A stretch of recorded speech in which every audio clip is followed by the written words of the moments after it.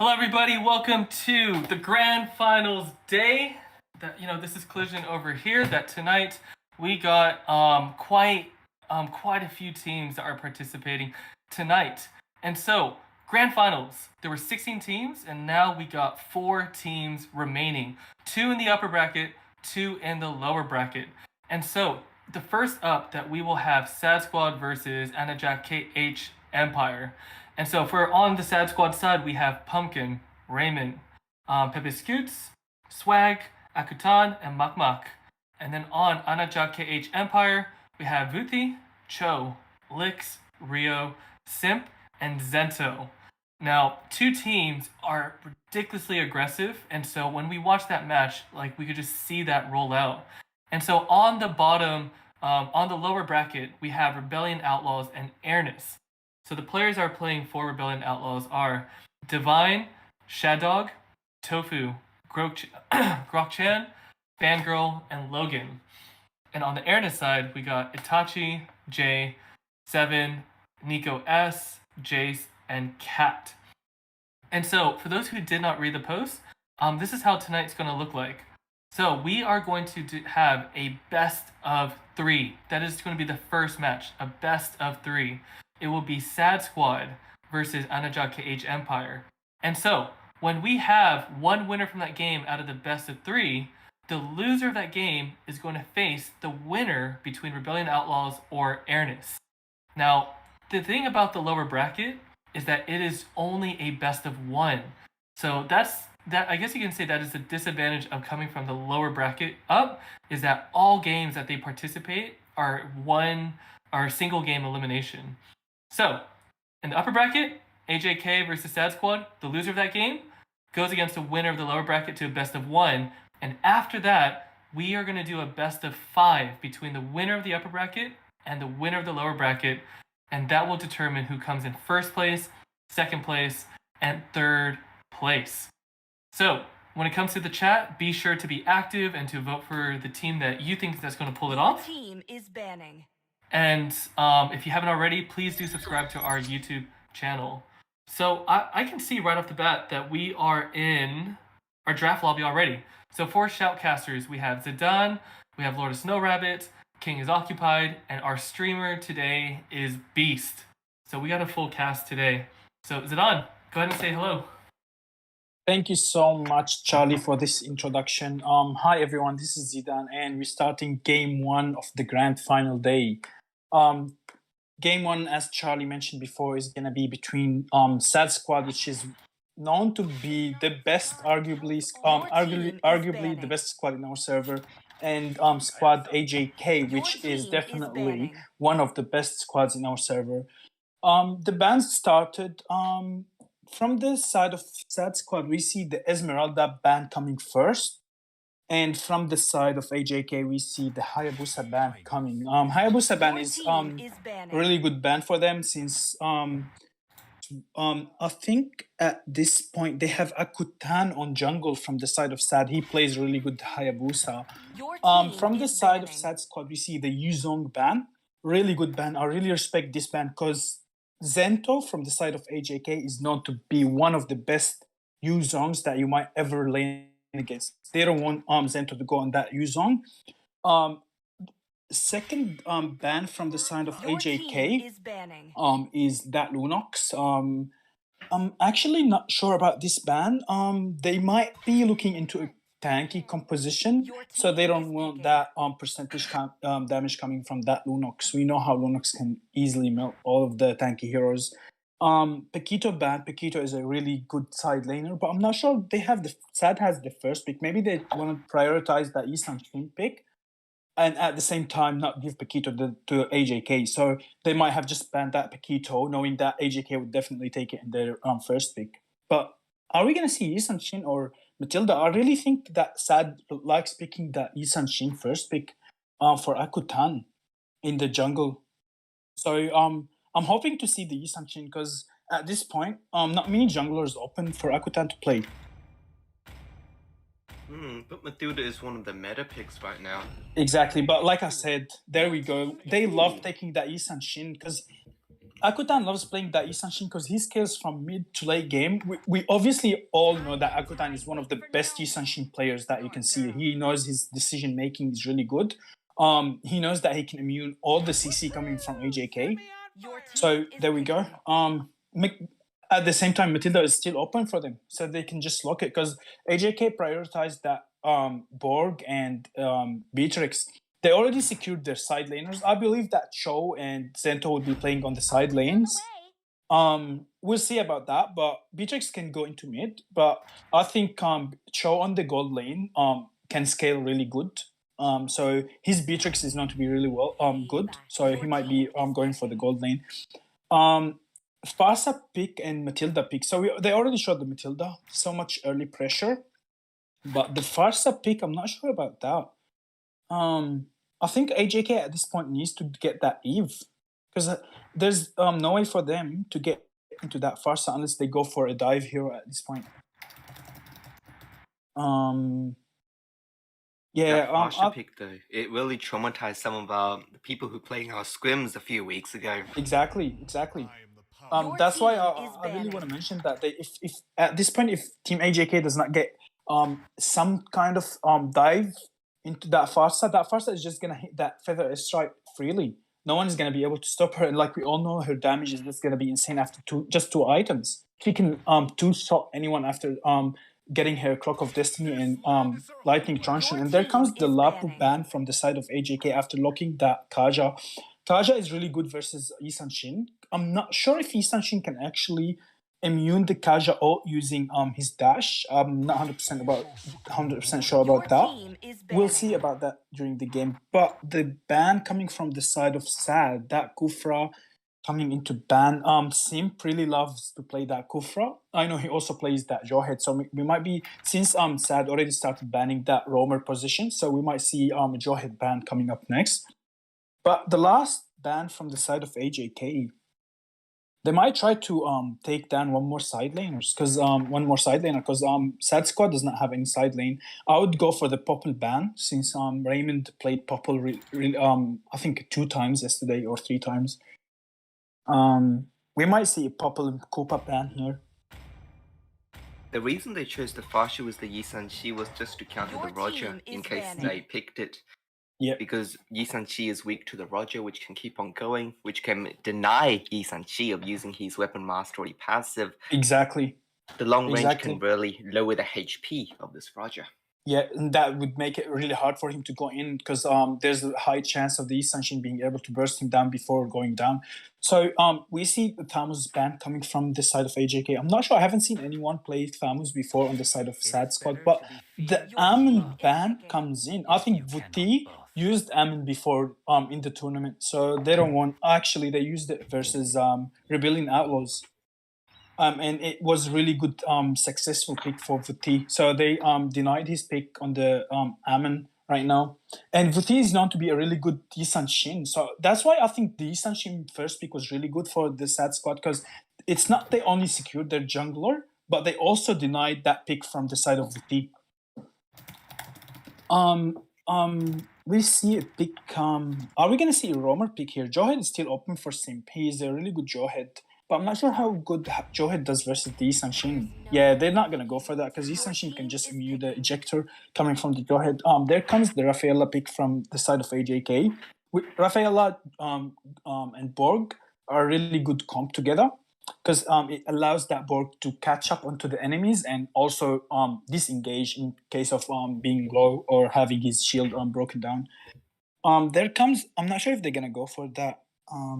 Popple and Koopa pick. We've seen it 2 times or 3 times yesterday. It was really successful for them, from what I recall. We'll see about that in this game. So, Team Squad still missing 2 side laners at this point. Let them come. They will only make my blade sharp. That Benedetta is locked down. For Raymond and that Kimmy. Very, very squishy composition coming from the side of Sad. Rabbit, what do you think of that? Well, Kimmy has the Chemist Warehouse passive, which is really good for the range, especially since Yep. they buffed that range significantly quite recently. I've noticed that a lot of squads like to do the 2mm strategy, and they've been quite successful with the 2mm strategy. They got the range, they got the close range, and they got the middle range all covered. Although it's a bit risky here, I can see this working in the late game. Yeah. Yeah, the late game is definitely strong, but I'm just worried right now because if you look at that Roger, if Roger gets a snowball from the early game, I don't think anyone on the side of SAD is going to be able to stop him, especially they have no hard CC on them. The only CC that is available for them at this point is the ulti coming from the Matilda. When she hits her ulti, she can stun for, I'm not sure, for like half to 1 second, but that is not enough to stop Fed Roger. So Team SAD have to be very careful in their early game because if they get that Roger fed, it's just going to be hard to come back from that. They're going to have to wait until the late game where Yi Sanshin gets his items. And we're into game 1 of the grand final.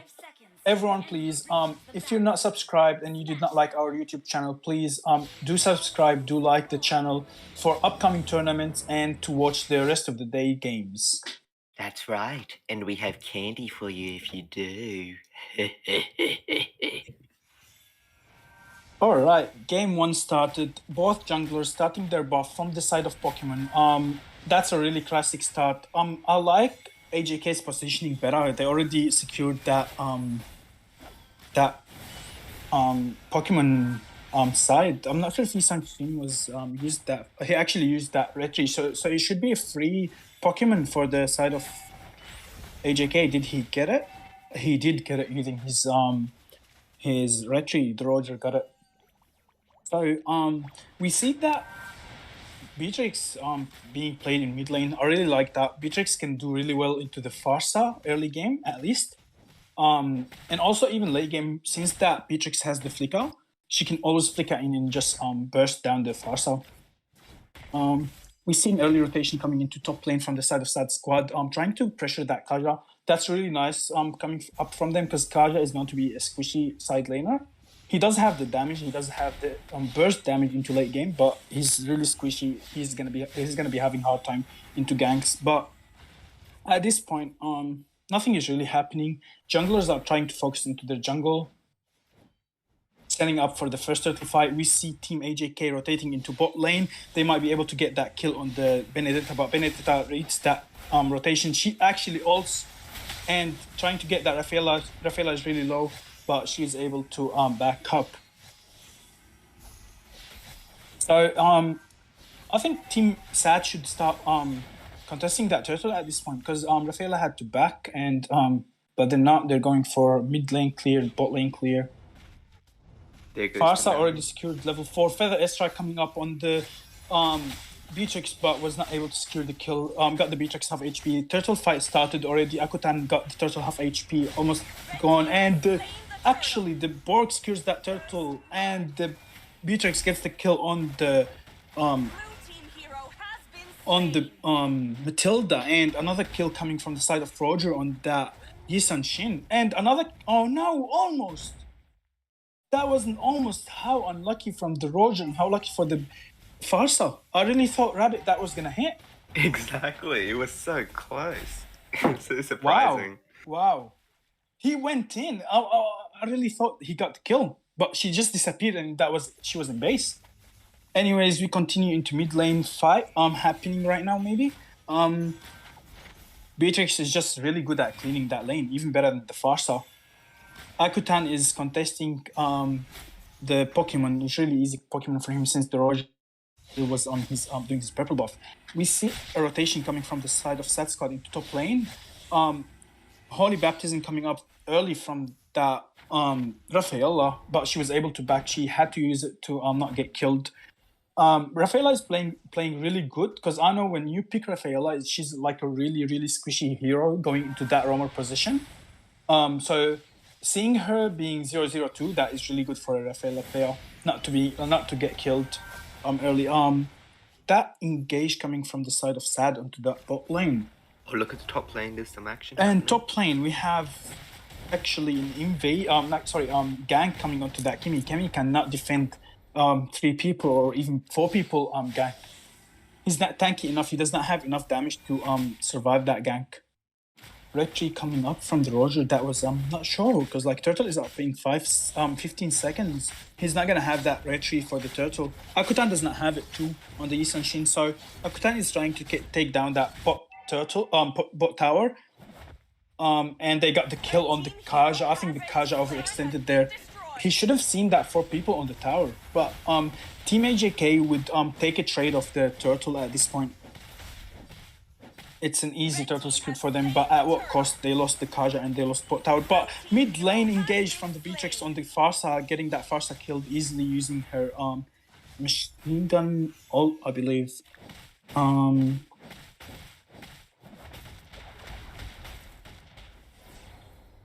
Quite a lot of stuff happening. They secured 2 turtles. The first one was quite easily taken into their pocket using the lasting sanity and the Lycan pelts from the Roger on the side. It was actually pretty surprising to see that. But the second turtle, they just went for it. Like Beast would say, even if you don't have the retribution, just go for the turtle if it's going to cool down soon. Yeah, that was really surprising that Borg was able to secure that first turtle. They got them the gold lead. They're almost 1k ahead of Team SAD at this point. But yeah, Team SAD is going for the push objectives. They already got 1 tower. They might be looking into getting top tower at this point, but we see that condense fight in mid lane, 5v5 almost. But nothing is really happening. Feather airstrike already used, but the Beatrix was able to get the kill, double kill on the Beatrix. She gets the Yisan Shin and she gets the Farsa. And Team AJK was able to get out. Actually, 3 kills, 3-4-0 trade from the side of Team AJK. Really well played by Team AJK.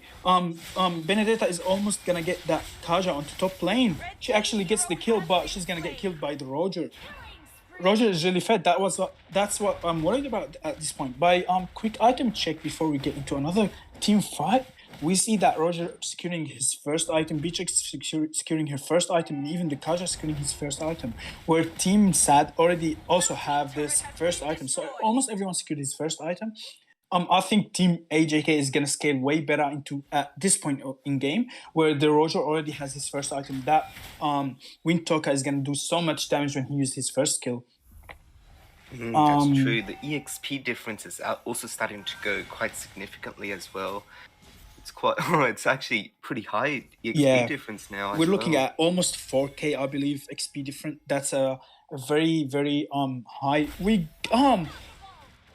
That ulti and double ulti from the Kaja and the Beatrix, and another ulti, the machine gun ulti coming from the Beatrix, killing the Matilda. Matilda is just getting bursted right now. She does not have enough items to defend that much damage coming from the side of AJK. Top lane tower goes down to the side of Matilda.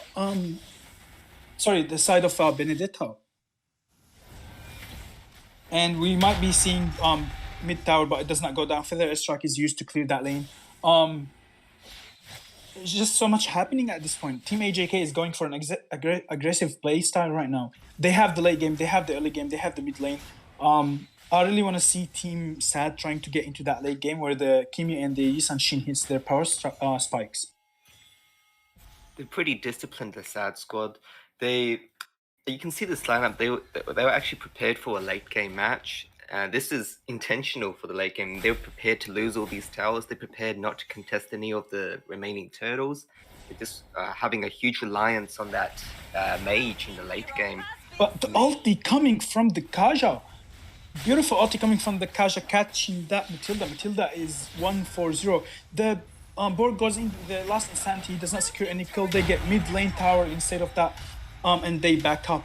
They know they got what they want. They went for the tower. They got it. They don't want the kills. They could have kept going. They have the Roger to keep going, but they did not want to go for it. They just want to get these towers. They want to push back what they lost. They already lost 2 towers.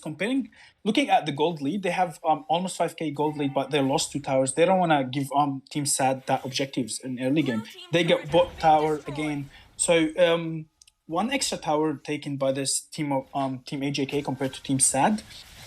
I'm not sure how that is gonna convert. How that is gonna be bad on Team AJK, because at this point, all of the first tier towers taken from the side of Team SAD is gonna be really easy for Team AJK to invade that purple buff at this point. The orange alert for the middle in turret just went off. That was because they took down the turret pretty early in the game. The turret's orange alert actually gives it a little extra defense. We just went past the time mark for it, so it just went off. Yeah. It'll be easier for them to push. To take down more towers. So now, are we gonna be seeing a team fight? I'm not sure if Team AJK goes for that Lord, and they obviously gonna get it because they have so much gold lead. Unless Team SAD would be able to steal it, but if they get it, would they be able to end? It's only a level 1 Lord. It should be an easy clear for Farsa. I don't think Team SAD is gonna be able to contest that Lord, and they do not contest it. It's a free Lord for the side of Team AJK. I really think that Team SAD played that well. They shouldn't contest it. Having that Kaja hidden, they don't know where the Kaja is. The Kaja can easily get someone, and that would be even a worse trade than just giving the Lord. Absolutely. And AJK just timed it so well, because if the orange alert had been on, it would have reduced all incoming damage by 40% for 1 minute. And they just timed it so well. They got the Lord just after the orange alert had went off, and now they can just at least get 2 to 3 turrets with that 1 Lord. Perfect. I think what's a good trade for them right now is try to get that all of the outer turrets down, where Team SAD would only have the inside the inhibitor towers left for them. That would be a really good trade for them, because like they don't want to get into that late game. Maybe we see a fight happening mid, but Team SAD realizes that they don't have enough damage to fight. They just want to clear him back. We see the Benedetta going top lane to clear that Lord by herself. But at the same time, Team AJK ganking that bot lane. That Kaja flicker ult, getting that Matilda again. They lost bot tower, they lost top tower, and they're gonna lose mid tower, just like you expected, Rabbit. 3 towers are down right now. We might be seeing more towers actually down since the Lord has not been fully cleared. Aye. But fight is happening mid. Feather airstrike hit used by the Farsa. Team AJK, Beatrix got half HP, so I don't think she's gonna join fights, but she does join fight actually. She has that immortality, so she can actually risk being into more fights at this point. And the X-Borg shield is down, so he's just gonna have to back at this point. He doesn't want to lose his immortality right now. You know, looking at this lineup, I still think SAD Squad has a great opportunity for a comeback. The Curse of the Crow from the Fast Show was her ultimate of the Feathered Airstrike with the Mountain Shaker from Yi Sun-Chi. That combo just affords them just such a huge map control. And if AJK is just a tiny little bit careless, they could get punished for it. Yeah, exactly. I have to agree on that. One mistake done, if one mistake is done by Team AJK, it might cost them the match, because we know that Isan Shin and Ikutan can really scale into late game and like just cause so much damage. Same on the Kimi. Kimi has so much damage into late game. Kimi secured his by looking a quick look at the item check. Kimi, it's surprisingly Kimi got his Winter Truncheon. He does not wanna. I think that Winter Truncheon is meant to be for the Roger and the Kaja. He really wants to escape that damage coming from those two if he hits it correctly at the correct time. But also, we already see 2 immortalities coming from the side of AJK. So that gives them more chance to fight longer or even escape fights. So yeah, at this point, Team SAD really needs to play that passive game. Try to scale into the power spike. I think their power spike should be hitting really soon, if not already there. Because like the Farsa already secured her Clock of Destiny and Lightning Truncheon. That's where most of her damage comes from. Absolutely. So just a passive game at this point. Benedetta is able to be a bit more aggressive, but in engage coming from the side of Team AJK, they try. The Kaja secures the ulti on the Kimi. Great ulti. I believe he flickered. Yes, he did flicker. He just used his flicker. He flickered, ulted that Kimi. I don't think he needed any help to kill that Kimi. He could have just melted that Kimi by himself. He already secured 4 core items: Calamity, Reaper, Twin Blade, Shadow Twin Blade, the Holy Crystal, and Genius Wand. Enough items to solo kill anyone. An engage coming from the side of Team AJK almost got that Matilda down, but she was able to escape safely. I think Team AJK know what they're doing. Kaja secured that kill in a play at a time where they can't. They make it makes Team Sad unable to contest that Lord, because Kimi was down when Lord was spawned, so they had one man down. Matilda was half HP, so free enhanced Lord for the side of AJK at this point. Now we have the Holy Blade Excalibur marching down the bottom lane. What do you reckon? GG? I'm not sure at this point, because they still have the Farsa and the Benedetta and also the Kimi, a huge lane clear heroes right here. They can definitely clear it. They might lose all inhibitors, but they can definitely clear it. We'll see about that. Top lane having a fight right now. Benedetta going in, trying to clear that lane. She still has her ulti, which is really good to be able to clear that Lord.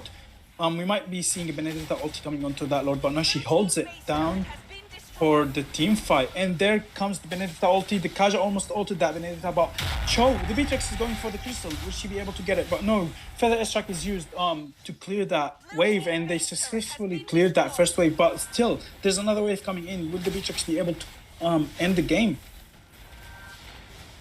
Kaja still have his ult. He might be able to ult someone. Team AJK, Kaja flickers in, does not get anyone. Where's the flicker? Matilda ults that Kaja, but she does not get him. He's really low. Last Insanity used, does not get anyone. Perfect eye for an eye coming, but the end. Beatrix was aiming that crystal. The game is going to the side of AJK. First game secured by Team AJK. Well played, both teams.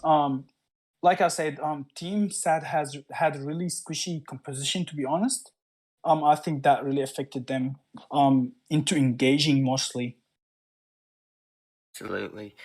Both these teams played so well. I was actually pretty surprised. Sad is actually well known for their comebacks, but this time they just didn't pull off a miracle.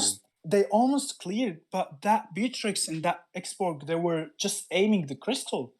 They were just aiming for they just wanted to end the game. They don't want to take the game any further. And I'm just looking at the data coming from the after game. I can see that Beatrix has pushed 37% and that Roger pushed 46% towers. So they did really well. They did a good job pushing that towers. If Team Sad was able to hold that Lord, I think they would have made a comeback. But unfortunately, the Beatrix push power is really strong for them to hold. There was one minion left, from what I remember. They could not take the minion down, and Beatrix was just able to end the game. Yeah, it goes back to what you were saying before at the start of the match, actually. You said they were a bit squishy with that lineup, and there wasn't enough crowd control for them to really heavily invest in these team fights. Exactly. They had no one to go in. They had no fighter. I think having a fighter on the team gives the team an opportunity to like the fighter would sustain most of the damage coming from the opposite team, and so the backline would be able to safely engage onto the others. But Team Sad did not have anyone to engage except for that Matilda that was always punished by the ulti coming from the Kaja. Every time Matilda tries to go in or like try to open bushes, the Kaja was waiting for her, ulting her, and the Team AJK was able to follow up on that ulti. Anyways, that was our game one between Team Sad and Team AJK. Congratulations, Team AJK, on securing the first win of today, but this is not the end of it. It's a best of three set of games, so Team Sad definitely have the opportunity to come back, and we all know Team Sad, the king of comebacks in this server. If they don't swipe you in the first game, they definitely gonna try to come back in the games coming afterwards. So please stay tuned. We'll take a short break until we start the next game.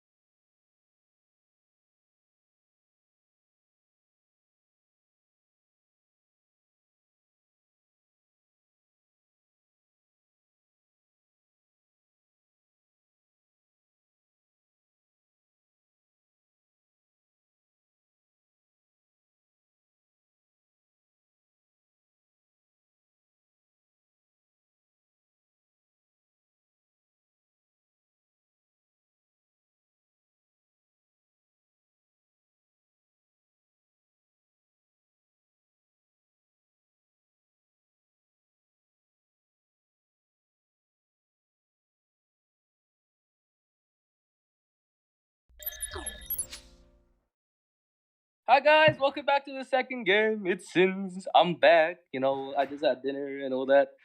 I'm gonna be a play-by-play for the second game, AJK vs Sad Squad. With me today, I have the analyst Charlie Collision and Zidane. Oh, Charlie Collision, same person by the way. I'm just saying his real name and his in-game name. All right, just you know. Maybe I'll change my IGN to that Charlie Collision. Mm-hmm. And hi Zidane. Hey, Sins, welcome back. Yes, we all heard Zidane's lovely voice last game. You know, it was so beautiful. Oh my god, Kimochi. Yeah, I'm really high right now. I had too much coffee, too much Coke, too much energy drinks, too much school, too much assignments, too much tests, too much exams. I mean, we need this energy for today, don't we? Too much social anxiety. Too much. I can't say it on stream stuff. I can't say it on stream stuff. I can't say it on stream stuff. I can't say it on stream stuff. You can figure out what that is later. But yeah. All right, get into the second game. Just starting already. Oh. All right, go ahead, Rabbit. For the love of God. Why are we taking so long? Both teams are ready. Look at them. They're literally waiting there, like sitting ducks. It's a tournament lobby.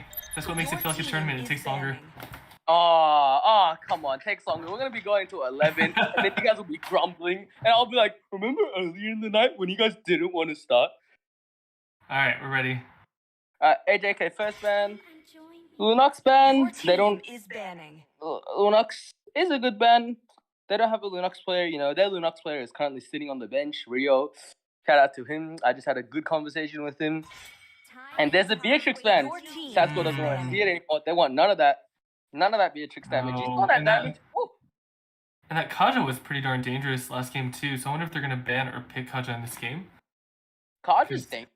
They were, but the thing is, they were all so squishy. So literally, the moment that Kaja went in, it was done.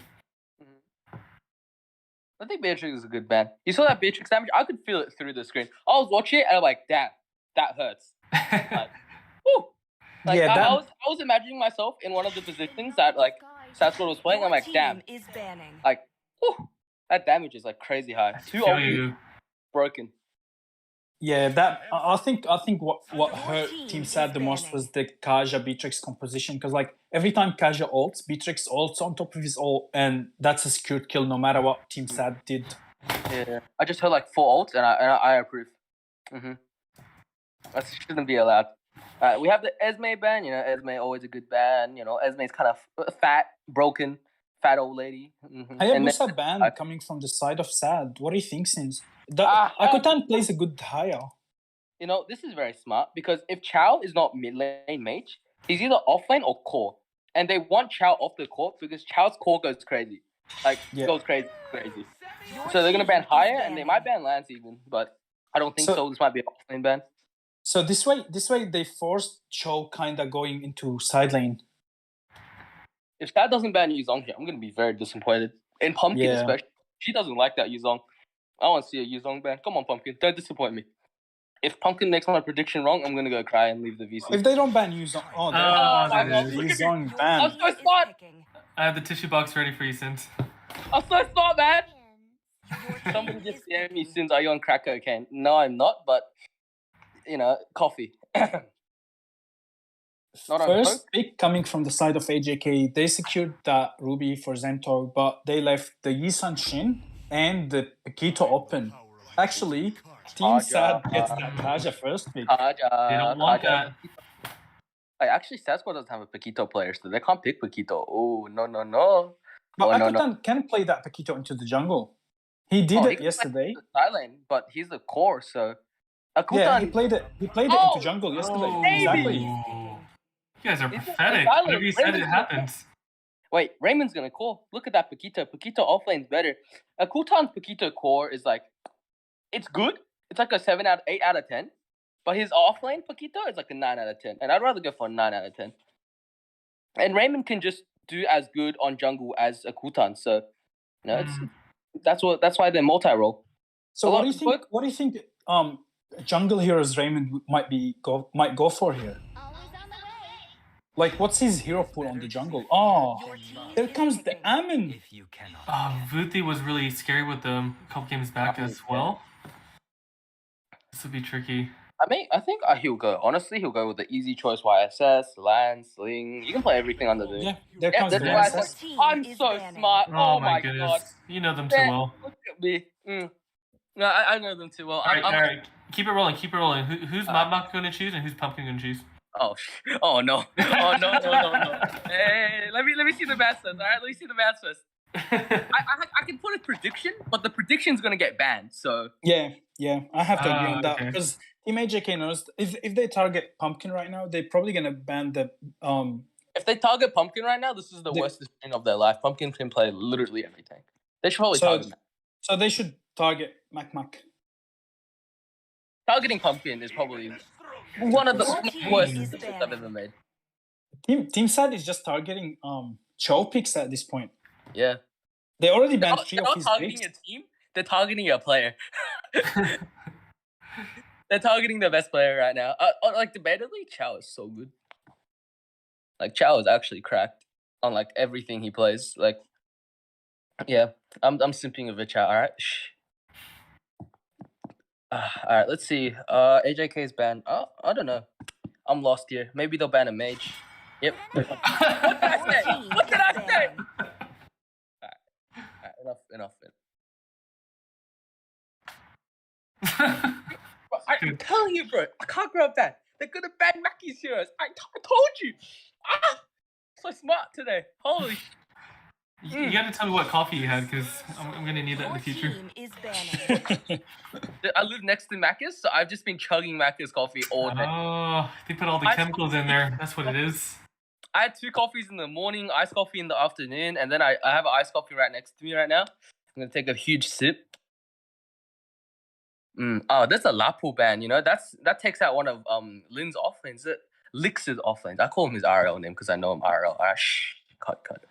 But yeah, there's a Lapu ban. They're really limiting it. And now it's the Grok ban. I didn't predict that. I'm gonna go cry. Goodbye, guys. But yeah, Grok ban against Pumpkin. Pumpkin's been showing a lot of good Grok gameplay. Pumpkin actually fits Grok really well. She goes in very aggressively, but she doesn't think of her escape path. Like, I was talking to her, and okay, I don't know if I can expose this, but yeah, she's like, I know how to go in, but sometimes I just don't know how to go back out.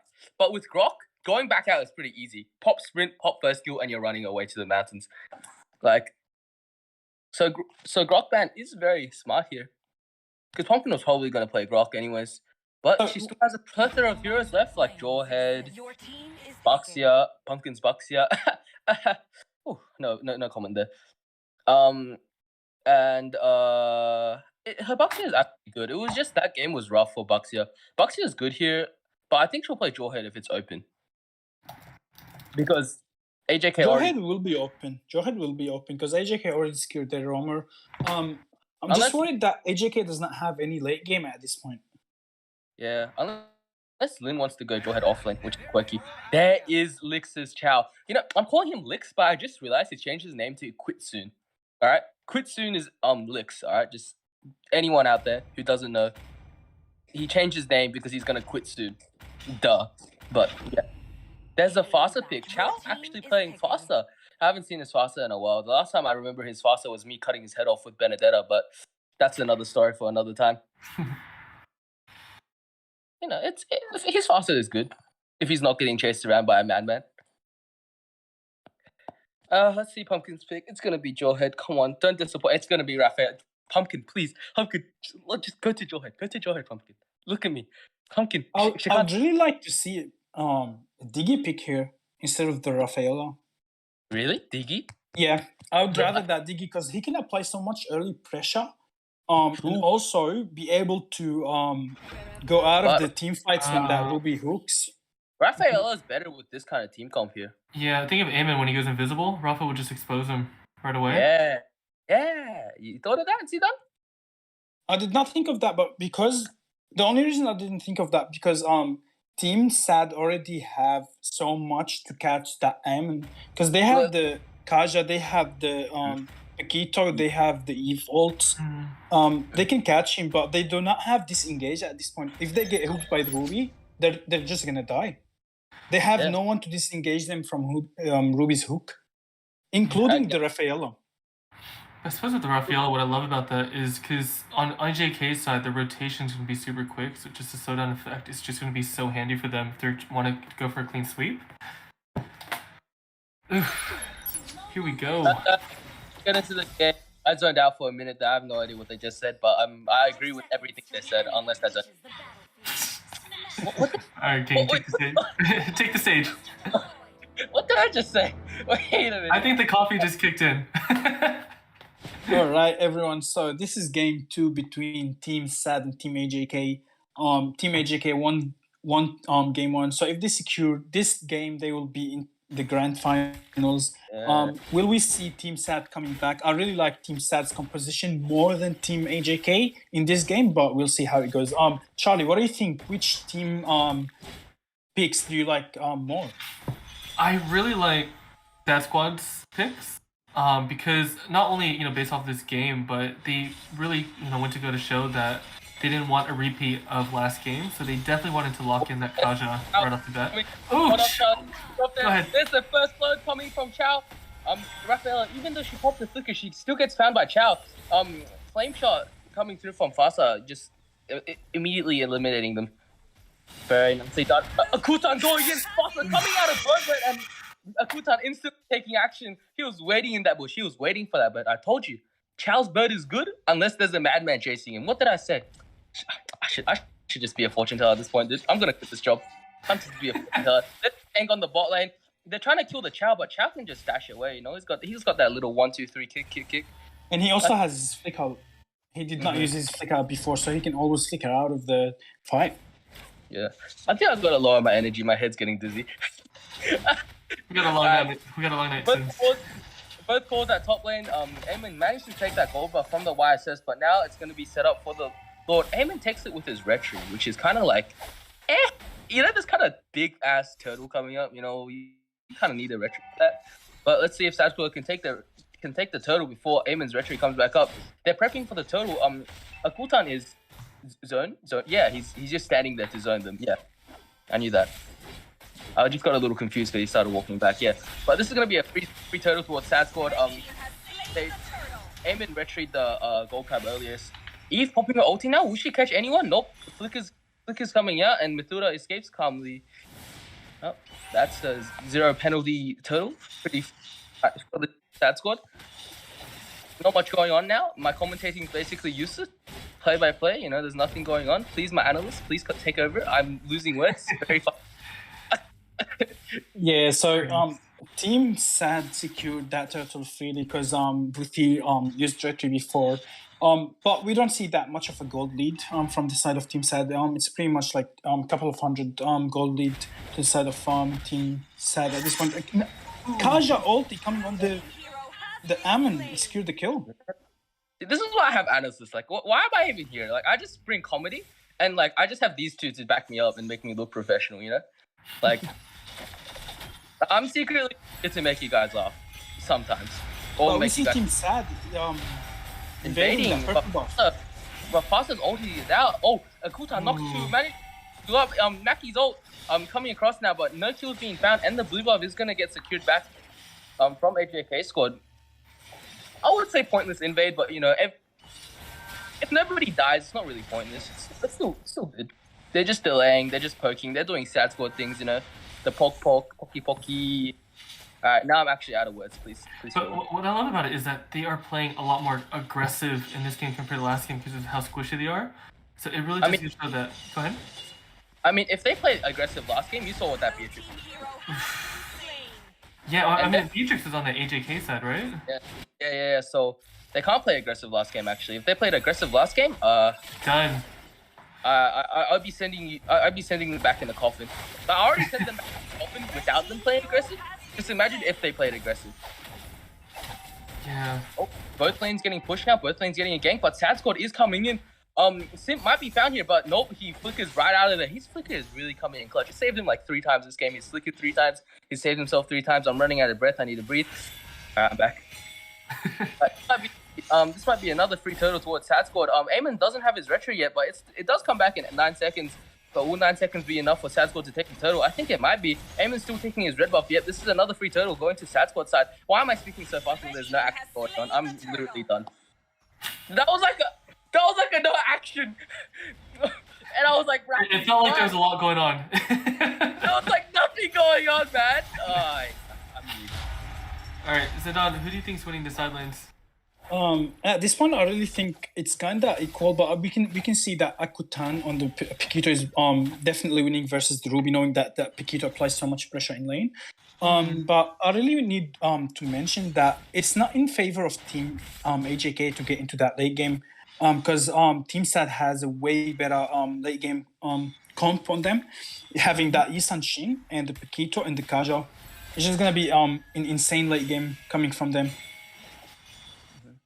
So far, Akutan seems to be winning his lane using the Pekito. On bot lane, we see that it's kind of back and forth depending on the ganks. Pekito burns his flicker trying to get out. 2-tower deep chase, and Eamon can just run away. Where's the backup? Where's Team Sad's backup? But now the mid lane's coming in.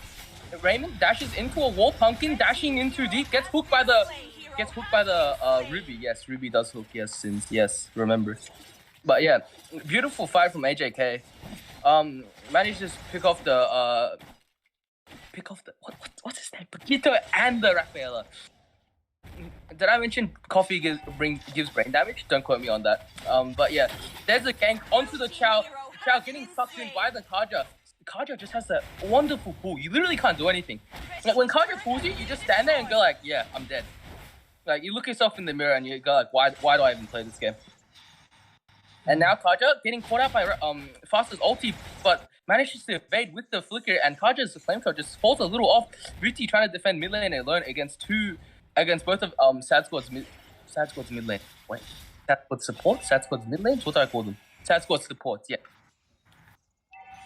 But so another turtle is up. We see the Pekito engaging on the Matilda. He might be able to get the kill. That Matilda flickering out again. Dude, 4 for 4. This Matilda. Perfect flickers so far. I mean, all his flickers are to save his own life, but you know, it's still a good flicker. Saves himself. Okay. This might be another free turtle towards Sad Squad. Vitic can't go in. There's the pull onto the Ruby by the Kaja, but Kaja gets punished for pulling. There's no backup for him when he does pull, so quite unfortunate there, but you know, it's another free turtle. That's how many turtles? I didn't count. Is that 3 turtles? That's 3 turtles for Sad. Yeah, it is 3 turtles since 3 turtles secured safely to the side of Team Sad. But Faster managed to get out with the second, which I do not know anything of. I should probably start learning. But Akutan manages to push the top tower, but the bot tower is probably gonna fall now. There is 3 bot. Yep. There's the trade in the towers. Nothing much now. Sad Squad might go for a mid push. They do have 4 plays at mid, but you can see AJK all grouping back up at mid lane. Akutan going in, getting the tower. Chow falls to 1 HP. He can't really defend this tower, but Faster's Feather Airstrike just gets it. I remember Feather Airstrike. I'm a genius. Alright. You just made Rabbit smile. Yeah, like Rabbit's just it was all Rabbits. Chow flicker ulti. Highlight of the night. Oh, also Ruby gets like was that a triple hook? But that's beautiful combos from the side of AJK. Nearly gets a wipeout onto Sad Squad. Look at the team fight. Look at the CC. Right now, I feel in this server, CC is dominant. What Shadok said earlier in the Discord chat was right. CC does dominate right now, especially in the team fights. Unless you pull into the late game, CC is just so good. Like you see that Ruby triple hook just changed the flow of the game. Like now, Sad Squad needs to go on the defensive a little bit now. Exactly, since that's the hook that I was talking about. That the exact same hook that was able to secure their game 3 versus Rebellion Outlaws, where Zento and Ruby hooked 3 people into late game. That's why I really wanted to see the Diggy coming from the side of Sad Squad. Especially they have the Team AJK have that Ruby, they have that Cho. Diggy would have been such a great pick for them. We'll see if this might be the turn of the game for Team AJK here. Gold lead is surprisingly in favor of Team AJK. I just realized that. Even with all the turtles going towards Sad Squad, gold lead is still for AJK because you know Sad Squad's offlane's a little not weak. It's just they're getting kind of slapped around here. I would say that's the word. 1-3-1, 1-2-1. They are getting slapped around. There's no other word for it. Team Sad trying to contest that Lord. Mountain Shocker coming from the. Let's see the team fight break out here. AJK is falling back. Sad Squad is moving up, but Feather Airstrike coming up. Paquito falling to nearly 1 HP, but he does get his heal back to half health. Wow. Cal is falling low. Angela, what the? Raphael getting found out. Kaja also getting found out by the faster. Look at the damage coming through from AJK. Look at the teamwork. They're just working together so well. They're like a well-oiled machine. Well-oiled machine. Okay, that's a tongue twister. I'm never gonna say it again. But yeah, AJK, Sad Squad trying to contest this now. Will Raymond get the retreat against him? Raymond, did he get the retreat? No, Raymond. Yes, he did. He secured that Lord. Yeah, AJK got it. Raymond missed it. So sorry, not Raymond. Sorry, Vati, the Ammon was able to secure that Lord. Yep. And the Cho got the kick on the, I think the Eve. Yeah, that was very nice. See, AJK is playing super well right now. As a well-oiled machine, I said it again. Can somebody Google synonyms for well-oiled machine? Like, we'll get someone to type that in the comments on YouTube. Need someone to take. So now we see that Lord going down top lane, and then bot lane is being pushed by the Ruby. We might be seeing 3 towers taken down by the side of AJK. If Sad Squad survives here, we'll do an item check. If they don't survive, see you next game. But yeah, AJK pushing the lanes. I don't think they can end here, so we might do an item check in just a bit. But let's see after Sad Squad clears the wave. Sad Squad just holding now. They can just hold until the sun comes up, to be honest. But AJK does have a lot of CC to reach them. There's the 4-man hook. There's Sento's 4-man hook. Look at it. Oh, it's beautiful. It's beautiful to see. That's the Ruby MVP. Oh, Sad Squad's gonna be folding here. They're gonna be locked to the lower brackets. Oh no, the disappointment, the tears. Oh, there goes the push coming from the side. There it is. There it is. AJK. I called it. I told you guys they should have secured that Diggy. Zento did so much good on that Ruby versus Rebellion Outlaws, and he does it again. It was Zento that turned the whole game around. I really need to give him a shout out.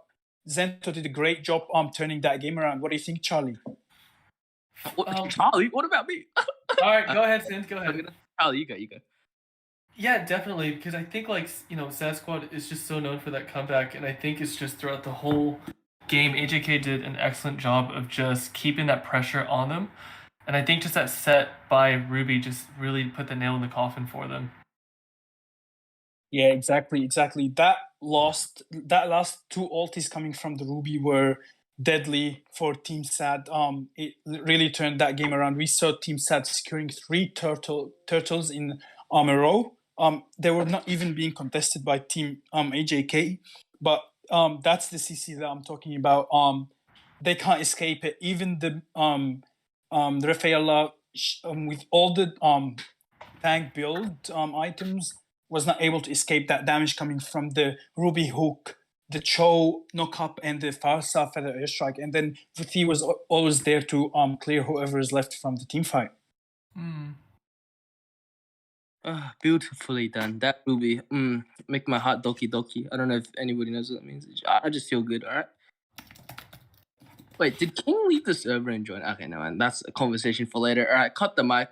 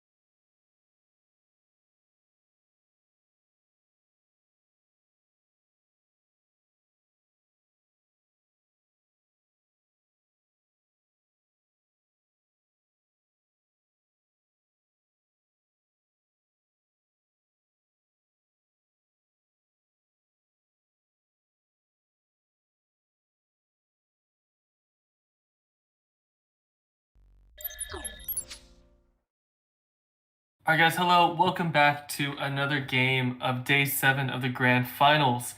And so this is the match that will determine who is going to face Sad Squad to come back up to the winning bracket.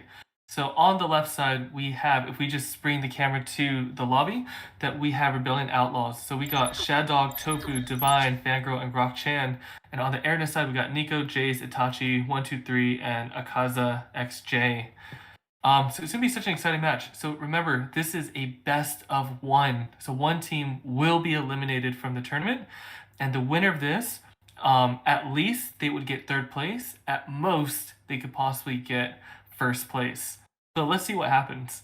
So Rabbit, feel free to kick off the draft, and then I'm gonna pass the mic to Zidane. Thank you so much, Charlie. Just like Charlie said, this is a best of one game. So not a single team in here can afford making any mistakes in there. One mistake can lead to be terminated out of the top 3 spots of the tournament. First ban coming from the side of Rebellion Outlaws. They banned that Piquito. This is definitely and 100% is respect and a meta ban coming from the side of Rebellion Outlaws towards the player Jay from Airness squad. He performed really, really, really well on that Paquito in the last 2 days. Actually, in yesterday only. Esmeralda ban coming from the side of Rebellion Outlaws. We've seen Esmeralda being played by Airness squad. It performed really well, but not as good as that Paquito. On the other side, Team Airness bans that Lancelot. This is a respect ban towards Tofu. We've seen his Lancelot being played in day 1, and since he played that Lancelot has always been banned when any team versus that Rebellion Outlaws. His Lancelot is on a different level, guys. They don't want to see that Lancelot on Tofu's hands. Second ban coming from the side of Team Airness is that Yuzong. This is also a respect ban towards Shadow from the side of Rebellion Outlaws. I personally expected that ban coming from Airness squad. Especially after Rebellion Outlaws picking that first pick. They might wanted to secure that Yuzong, but there comes the ban from the side of Airness. Third ban coming from the side of Rebellion Outlaws is that Eamon. I can't remember. Actually, I recall that Nico S used that Eamon yesterday versus I can't even remember who, but he used it in the first game. When he joined the team after Itachi having that this connection issues. So it was really successful for them. Last man coming from the side of Ernest is that Nathan. That's definitely a respect ban towards the player Divine from the side of Rebellion Outlaws. First pick from the side of Rebellion Outlaws, will we see that Ruby? We've seen this Ruby last game on the hands of Zento. Incredibly crazy outplay coming from Zento, and he hooked 3 people first, and then he hooked another 4 people in the last team fight, and they were able to end that game. Will we be seeing another hooks coming from Shadow from the side of Rebellion Outlaws? We'll wait to see that in game. But picks coming from the side of Ernest right now, we have the Matilda showing up and the Borg. They actually picked both of them. Really good picks. Borg really counters all tanky heroes. After he heats up the hero, all the damage will be true damage, not physical damage. So it does not matter how much physical defense you have, he's just gonna ignore all of that. Matilda is so much engaged, so much disengaged. Just a crazy mid laner, crazy roamer.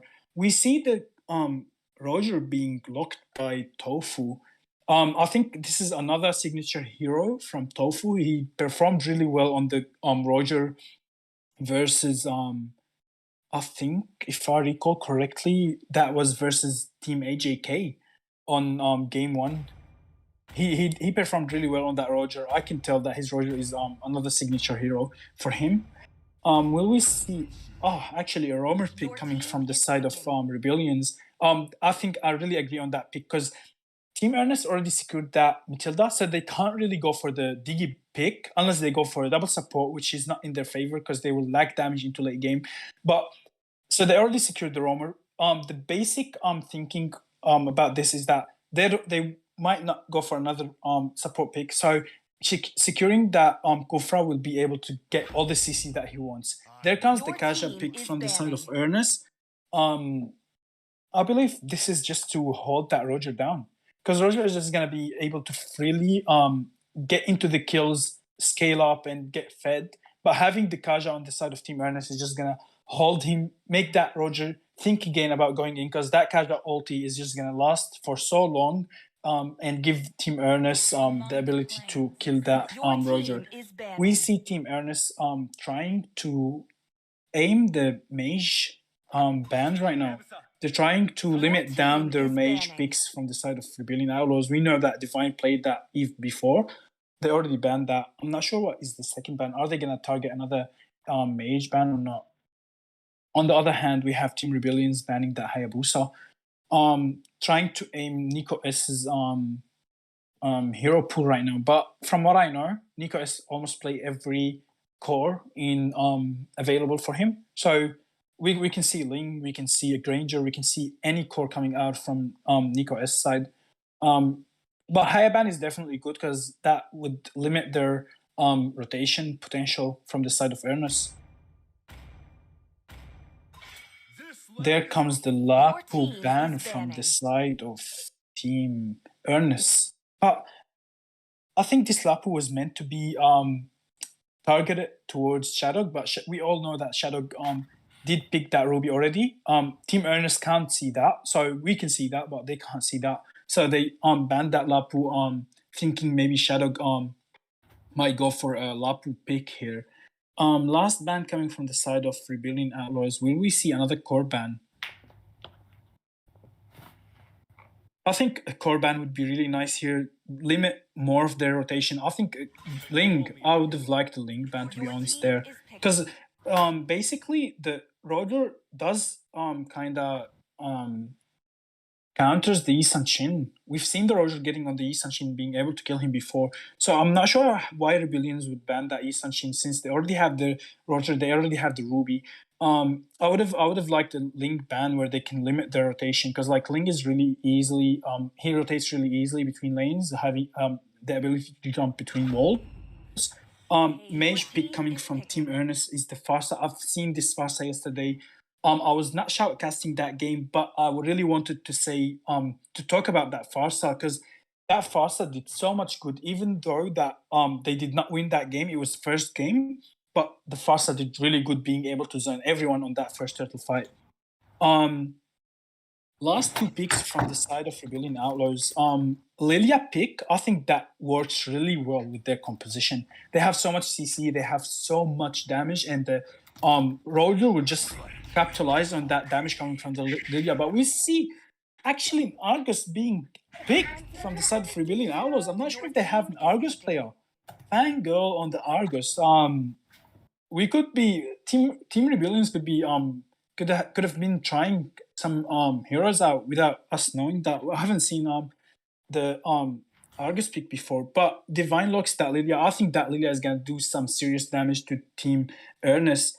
Having the Roger also every time that Roger and Lilia go in with a Kufra, it's just gonna be a winning team fight for them. Last pick from the side of Nico S, just like I said, Nico S can play any jungler, so we could have seen a Ling. Right now he locked the Granger. Really good pick from the side of Nico S.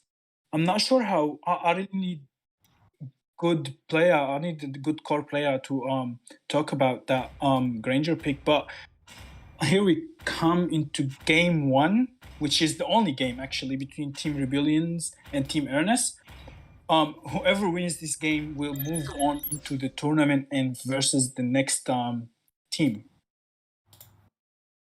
Charlie, what do you think of the picks so far?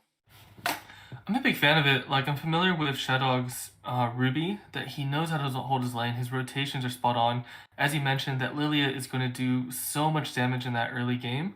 I think, it's just about one of those games that you just really got to see who's going to be harassing the buffs the most, who's going to be clearing the lanes from the side lanes, and be able to join in those team fights. So I do like the export pick because of that very reason, that he's able to clear quickly. So I think it's the team that's able to come together and set the tone right in the beginning that will make this either an uphill or downhill for their enemy.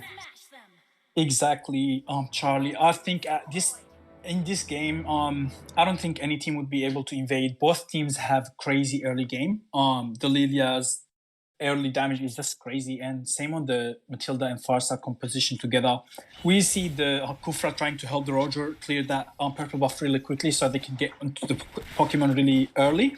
At the same time, we see that Lilia quick lane clear. She had 2 people on her lane, but she was just able to clear the lane as fast as 2 people. So it might be a secured Pokemon to the side of Trillions. Did that Farsa get it? But no, the Roger was able to get it with his retreat. And Roger going in really early in the game. He might be able to get a kill there. Getting the tone, but the Aegis saves him, and oof, Kufra leaves by a hair, but the flame shot by Farsa. Yep.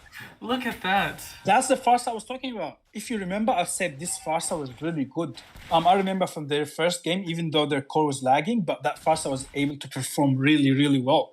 Wow. So that is a lost kill for that's a good kill for the side of Airness. First kill secured by Farsa. You don't want that Farsa to scale really early. But what can you do? They overextended and they got punished for it. Lilia clearing mid lane. Kufra might be jumping here, but no, he does not want to jump.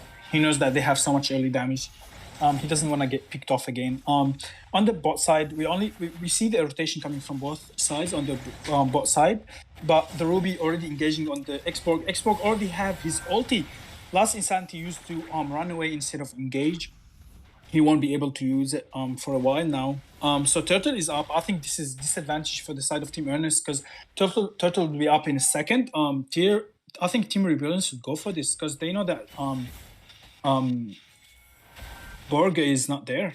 They're actually going for it, but they don't see that Granger hiding there. Ruby coming up for the fight. Team Earnest had to switch their sides, so they're gonna be late. Kufra engaging. Beautiful. Perfect ulti, perfect hook from the Ruby, getting that Farsa and that Matilda. And 2 kills secured for that Shadow on the Ruby. That was really beautiful. Actually, the Farsa was almost able to secure 2 kills as well, but she just died before. And the Granger ulti did not connect. That last 2 bullets did not connect on anyone. They had 2 members that were low from the side of Rebellions, but the Granger did not. Granger ult did not connect. We see an engage from the Kufra in mid lane, trying to get that Pokemon, but Pokemon was secured by Tofu using that retry. Taja rotating mid lane might be able to get someone. Yes, the flicker ulti gets from but it's Lilia though. Lilia ulti.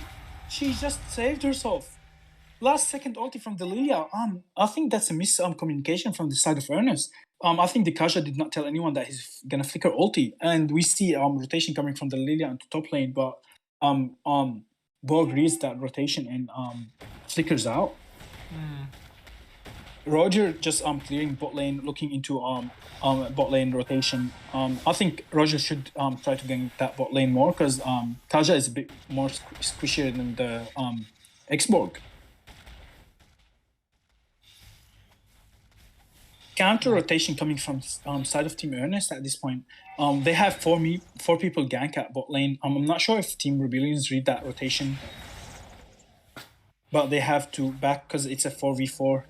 It might be risky for them, especially they have that Ruby on the bot lane side that can just CC everyone and turn the whole game around. That's right, and it looks like RBO is trying to at least pick one off before Turtle, but now that they realize that Turtle's coming up in about 6 seconds, so you can see that they are getting right in position, whereas Air Squad, they're still in top lane, so then we can see them just starting it right off the bat. And so Kaja is just slowly wanting to open the map just from top, but then he's cautious because he doesn't know exactly where they're at. This may be a free turtle for Tofu. Grok goes in, he misengages, and he's going, but he still secures it. Roger gets another hook coming from the Ruby. Granger pops his ulti, he does not get anyone, and another kill coming for the side of Tofu. 2 for 0, plus on top of that, they get the turtle. That was such an insane hook, 2 hooks in a row. Another flicker hook. Great job being done by the Ruby. This Ruby today, every Ruby player is just doing so good. We see a fight in top lane between the Argus and the Xborg. Xborg losing his shield now. He might be the Roger might be able to secure that kill since he does not have his flicker and he does not have his armor. And there goes the Roger. He dives into tower. He might be able to secure the kill, and he actually secures it. The Argus secures that kill, and they were able to secure that top tower. That's just so much gold for the side of Team Rebellion's Outlaws right now. It's almost 2.5 K gold lead in 5.5 minutes. Talking about gold lead, what do you think is late game composition getting that call? But wait a minute, another fight happening in mid lane. Kaja flickers ult that Lilia, and he gets out. 3-1 trade for the side of Team Airness. Very, very beautiful team fight. Even though that Kufra was able to secure that ulti, but they were in tower. It was too late for them to get out of there. Beautiful ulti by Kaja over there, Charlie. That was stunning, and it did look like Kufra did come a bit late, because I felt like if he just set up just a little bit earlier, it could have saved a life or even get an extra kill. But look at the pressures going on top. Yeah, 3 people gank on top. Actually, 4 people now. The Matilda is coming there, but they back up. Argus probably have his ult. That's why they decided we don't want to go for it because he can just ult and clear. Borg is hiding in bush. He might be willing to engage on that Argus. Argus is really doing well so far. 1-0-0, not losing his lane. Being able to sustain that damage coming from the Borg. That's a really good gameplay by the Argus. Lilia is setting up around the turtle side right now. Grok-chan trying to engage on that Borg, but Borg just resets the turtle knowing that his core is not there at the moment. Argus engaging on that Borg, trying to get his shield down. He uses his ulti. Grok-chan is not engaging so far. Tofu's got the turtle not contested, but the Borg engages on the Kufra, and he might be able to secure that kill. He did secure that kill. Tofu being ulted by the Matilda, and Lil, actually the Ruby got ulted by the Kaja and the Farsa there. That's right, they took out their 2 main CC elements, so you could see them just being really aggressive, so they should be able to get the turret really easily, and they may be able to pick off another kill. Yes, they do. Go ahead, Zidane. Yeah, that Granger engages on the Argus, but he was not able to kill him, and then it turned around, and then now Team Rebellion Outlaws are punishing them for overextending the team fight. That was really greedy by the Granger. He went in for a single kill, which was on the Lilia, but he secured that kill. But at what cost? It cost them 3 people. Xborg is able to secure that top tower. It's a really interesting game so far. I thought for a second Team Airness is making comeback, but that one mistake done by the Granger cost him 3 people to die, and then 2 towers lost. Mid lane tower and bot lane tower are lost. Kaja ults the Ruby, secures an ult on her. Ruby is very low. She might go down here. Grok-chan engages, and the last Insanity from the Borg secures that Ruby kill. Team Airness go all in. It's late. It's a late ulti though. It's a beautiful 4-man ulti, but it's really late there. That's what I mean. It feels the like damage already has been done. Exactly, the damage already has been done to Team Rebellions. They already lost 3 people. Xborg engaging on the Argus, but Argus is able to escape. Feather airstrike popped out from the Farsa. Almost, actually, that last hit almost killed the Argus. Does Argus have? He has his ult. He might actually die here, but no, they did not see him in there. He backs up just in time. That was a late ulti coming from the Kufra there. If he ulted a bit earlier, he might have been able to save his team mates, but it was just a bit too late. They already lost 3 people in that fight. I think Team Airness is making comeback here. Gold lead is almost the same. Actually, no. Almost 2K ahead for Team Rebellions, but they hit that 9 minutes mark. Lord is up. You might see Team Rebellions going for that Lord, Charlie. A quick item check, Charlie. Can you lead us through that, please? Yeah, sure. So, I mean, of course, you got Ruby with the life steal, and then just looking at the Roger, he's definitely going for mobility and just for that extra speed, just as a Roger player would play. That we can see that Kufra, he has Dominance Ice, and that is, let's see. While you're talking about that item check, that Roger was able to secure uncontested Lord. I did not comment on that because I saw Team Ernest was not trying to contest, so you can go ahead and continue with your item check. Yeah, sure. So it looks like both teams are being quite heavy with their attack items. And so I think just because of gold being so similar that when it comes to defense, we're not seeing it as much. So I think that's why both teams are just being so aggressive because they really want to go for those early picks. Go ahead, Zidane. And a kill secured by the Granger on that Argus. I do not like that. Argus just died before Lord goes into the tower, and a mid lane fight is happening. Actually, they disengaged. Zidane, do you think this is the same? Oh, sorry, you guys. Let's talk about Lord. Wait a minute. Engage from the Kaja on the Lilia. He secured their mage. He secured their damage dealer. That Matilda engages with all on the Kufra, I believe, but she was not able to do anything. No follow up from the team. Team Rebellions might be able to secure that mid lane inner tower. That Kufra trying to engage with the jump, but he does not secure anyone. Last Insanity hit on the Ruby. It will be able to secure that kill. The ulti from the Granger coming up, but does not connect on anyone. Yeah, sorry. Go ahead, Charlie. No, I was going to ask you a question. So I think everyone was really impressed how Airness played against that squad the other night. Do you think this feels like the same squad that Airness is? Honestly, it could be the same momentum, but honestly, having played versus a very good squad, arguably the best squad in our server, sad, they had to bring everything out, which gave Team Rebellions the chance to know what their picks are. We saw that Paquito being banned first. They knew that Jay did perform really good on that. So honestly, yesterday's games just gave Rebellions the chance to see what Earnest have. So that's why I think Ernest is not performing as good because they did not get their picks. And we see a hook coming from the Ruby on the board, but he was safely figured out. So yeah, I was saying, I think team Ernest had to show everything they had yesterday, and that what gave Team Rebellions the upper hand on them. I do see. I have to say that Jay is still playing really well on the Borg. He might scale into late game, which is going to be a big problem for Team Rebellions. Gold lead is not much. At this point, it's an almost 2K gold lead. At this point, 2K is not good enough for Team Rebellions because they already almost hit that 40K mark, which is going to be looking at We have a pause. We have pause. Okay, so we will pause and then we'll give a quick minute. Was that from Team Rebellions? Well, we got that from our organizer King, so I'll go check on him really quickly. Okay.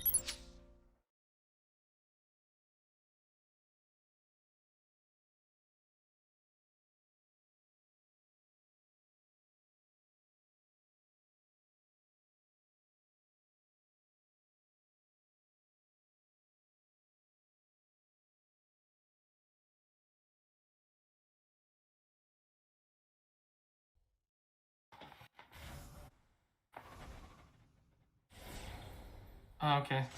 Hold on. Sorry, I'll pause. I'll just check on him.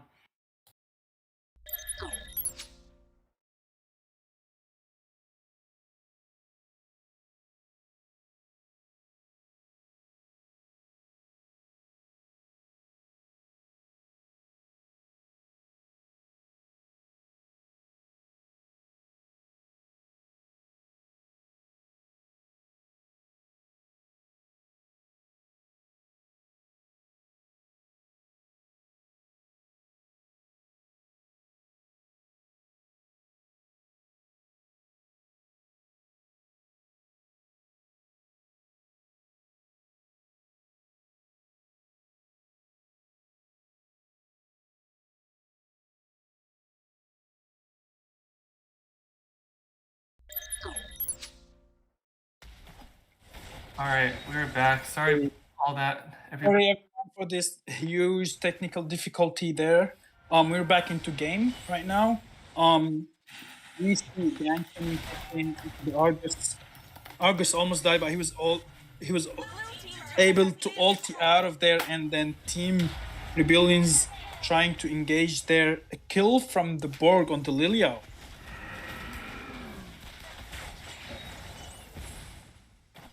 Disengaged there from Team Rebellions, trying to reset their game now, trying to get the momentum back. That Lilia death is a huge disadvantage for them since that Lord coming up.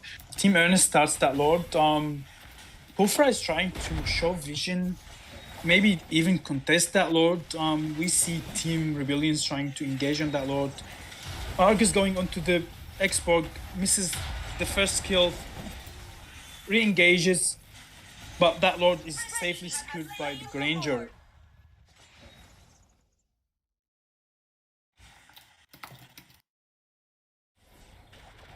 That's an enhanced Lord. It's 14 minutes into the game, almost 15 minutes. That Lord could definitely end the game. I hope Team Rebellions be able to maybe clear that Lord. Having the Lilia is a great advantage for them since she has that enough damage to clear the lanes really quickly. But if Team Airness is able to sync these lanes, it would be really, really good for them to maybe take one of the inhibitor towers down. We see that Argus solo clearing that Lord. Enhanced Lord is gonna hit almost take half of the inhibitor towers health down. Ruby trying to defend that bot lane was really successful for Shadow to defend that bot lane. However, all the inner towers are lost from the side of Team Rebellions. Almost beautiful ult from the Kufra, but Ruby actually hooks in, and the Argus beautifully able to secure that kill on Nico S. What a beautiful ult by the Argus being able to get out too, just in time for him. Bot lane tower been taken down by Team Airness. Not a very big loss from the side of Team Rebellion, knowing that it was an enhanced Lord. Kufra overextending Ruby, flicker ult into the Kaja. Kaja uses Winter Truncheon just in time. Kufra ults onto the wall, but he falls down. Argus goes in with his ult. Actually, does not use ult yet, but trying to get that kill on the Matilda was not successfully secured. Xbox Immortality popped. It was a 2-4-0 trade for the side of Airness. They lost Team Rebellions lost their core and lost their roamer. Very good engage from the side of Team Airness. I have to say that because they did not have their core. Their core was dead when they engaged and were able to secure 2 kills there. That Lilia does not seem to be doing really well so far. She's 0-5 and 9. She definitely was able to do so much damage, but was not able to secure any kills for herself. Mid inhibitor tower taken by Team Airness. I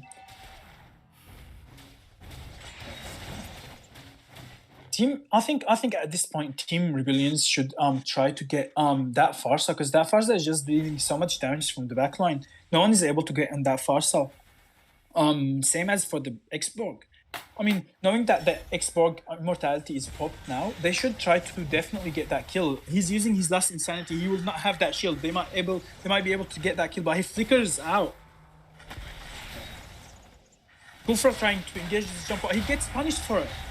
He almost died. The flame shot almost killed him. It did not hit on that. They lost top inhibitor tower. Team Rebellion is just falling down right now. They lost all 3 inhibitors for that enhanced lord. I'm not sure if they can come back from that right now, Charlie. Yeah, it's not, because the pressure from air has been quite strong, and they've just been really good at picking things off. Exactly. That Kufra just forgot about that ulti from the Kaja. He got just picked off. He couldn't do anything right there. By looking at a quick item check, since no fights are happening, Kufra only have 1 magic defense item, which is Athena's, and that is definitely not enough versus the Kaja. Like, Kaja can just deal so much instant damage. It was definitely not worth it going in there from the Kufra. Because I guess as a tank, you definitely want to check those bushes, but it's like at this point, there's no point of opening that bush since all of your towers are gone. So I have to mention that this Kaja and Granger pick are really good together, because Kaja can just ult anyone, and Granger can first kill and then ulti, and then it's a secured kill no matter who it is. Like, we've just seen them take down the roamer like in 2 seconds.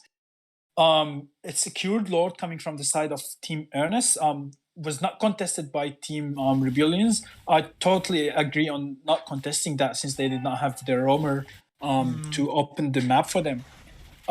Lord coming into mid lane, will we see the end of the game between Team Airness and Team Rebellion Outlaws? This could be the end game here, Charlie. They're sinking their lanes. Lord going into mid lane. Lilia putting her first kill down. Farsa putting her feather airstrike. Last insanity there, and the Lilia is able to actually take down the Granger.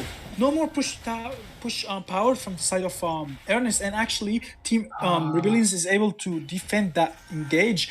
Roger going too deep in there, almost got killed by the Farsa and the Matilda. Farsa using wings by wings, maybe trying to get the kill, but no, she backs up, knowing her team is all of her team is low, and they actually lost 2 people in that fight. I have to say that Lilia did so much damage that Team Airness was not expecting. She was able to secure 2 kills, two solo kills in a team fight. That's really good from the side of Rebellion Outlaws. Rebellion Outlaws are trying to push mid lane. They have to keep an eye on the bot and top lane. We see Argus trying to push that bot lane. Argus been performing really well so far. Only died twice, using his ult just in time. We'll see how this game ends right now. We might just saw it come back from the side of Team Rebellions. Who do you think scales better into late, Charlie? Late game. Well, I mean, my thought instantly went to Export just because of his true damage and how he's able to just melt, those tanky heroes. But Grok has been showing that, Grok was able to get some really, really good sets, but I think if they just time it just right and let the Roger and the Lilia come in, it could really go both ways, especially this late in the game. Exactly, and we see Conceal being used by side of Rebellion Outlaws, but it did not get them anything there. Honestly, if that Kufra gets 1 good set, Team Rebellions only needs 1 good set, because they have the Ruby, they have the Lilia, they have the damage, they have the Roger to follow up on the team fight. They just need 1 good set from the Ruby or the Kufra to end this game. Honestly, I think at this point, Team Rebellions should get that Farsa first. Farsa is dealing so much damage. I know actually the Borg, is dealing so much damage too, but the Borg is just in front of the team. He can be taken down if they gank him properly, but it's a team fight time right now. It's hard for them to get the X-Borg to be in solo lane. And also that Kufra, every time he goes in, he's being punished. He's jumping in, he gets the jump. Kufra drags Borg, but he gets ulted by the Kaja, and that's insanity being used, and actually Kufra goes down to the Kaja. They were not able to save him. His team is just trying to back up now. See, I felt for the team. I mean, I felt for the tank because you noticed that there was about 3 ultis that was used on the Kufra. Exactly. Ugh. What do you think? Do you think that's a bit of miscommunication that they should have committed, or do you think it was wise for them to leave the tank? Honestly, I think that was not miscommunication, but they just realized that Kufra only got the Borg. So it's not really worth it to go in for one person and the tankiest person on Team Airness. So it's going to be really hard to take him down. And even if they take his shield out, he still have his immortality. So everything is going to be used for nothing right there. We see Shadow being playing a bit too aggressive, I would say. But they need to contest that Lord. They have no inhibitor towers. If Team Ernest gets that Lord, it could be the end game for them. So they're trying to contest it. We see Roger trying to get from the backline, but he could not do that. Last Insanity used on the Lilia. Lilia falls down. That's not really good for the side of Team Rebellions. They just lost their clear power. No one is going to be able to clear that Lord coming in. Lilia is not up until another 50 seconds. I think this could be the end game, Charlie. They have no one to clear. I think the Argus could go in and try to clear using his ult, but like, it does not matter how much damage he has at this point. That's an enhanced Lord at 23 minutes into the game. It's going to be really hard to clear it. That's right, and not having that Lilia is just so crucial because her damage was just evident from beginning to end. Exactly. We see side laners on the side of Team Earnest clearing their sides and trying to sync these lanes. Really good sync, I have to say. They waited into mid lane to clear by itself. The Lord going into mid lane, Team Rebellions trying to clear that Lord. Kufra using his ball, trying to go in, actually securing all two people. But Argus stops his all too early, and look at the Kufra Lord. falls down. And Lord trying to push that crystal. They're trying to clear there it that. is. No, that's the game. Team Ernest locks that crystal, Ernest and they locks it cure in. their spot into, if I'm not mistaken, versus Team Sad, the loser of the best of 3 game before. That's right. This is a redemption story, isn't it? With Airness losing to Sad, so this could be their chance to come. It is a best of 1 that's about to take place. Great. So wonderful. So thanks everyone for tuning in. Stay tuned. And so this will be technically another lower bracket game between Sad Squad and Airness. And so whoever wins this will make it to the finals for a best of 5. So we'll take this break. Thanks, Beast.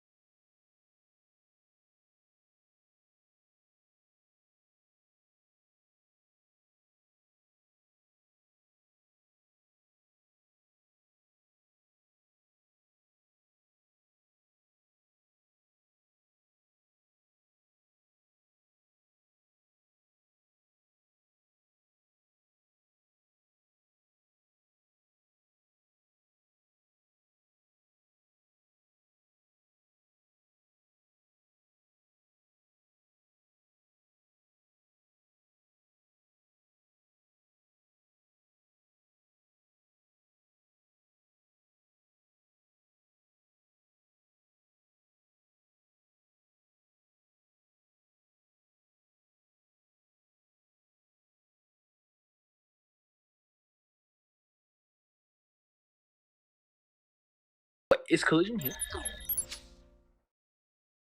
All Hi, right, we guys. have Sad and Airness squad for this next match. It's the lower bracket people against the lower bracket people who lost earlier.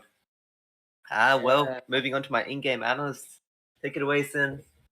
I was gonna do the intro. Okay, me and Rabbits are gonna have a fist fight. You know, I kind of wanted to do the intro, but fist fighted this. Rabbits come at me. Okay, yeah, I'm gonna be the analyst here today with Zidane. Hi, Zidane. Baby Zidane. Hey, Sins. Thank you so much for coming back. I miss you, bro. I've been taking a long break. You know, dinner just hits different when you eat it 3 times. You know.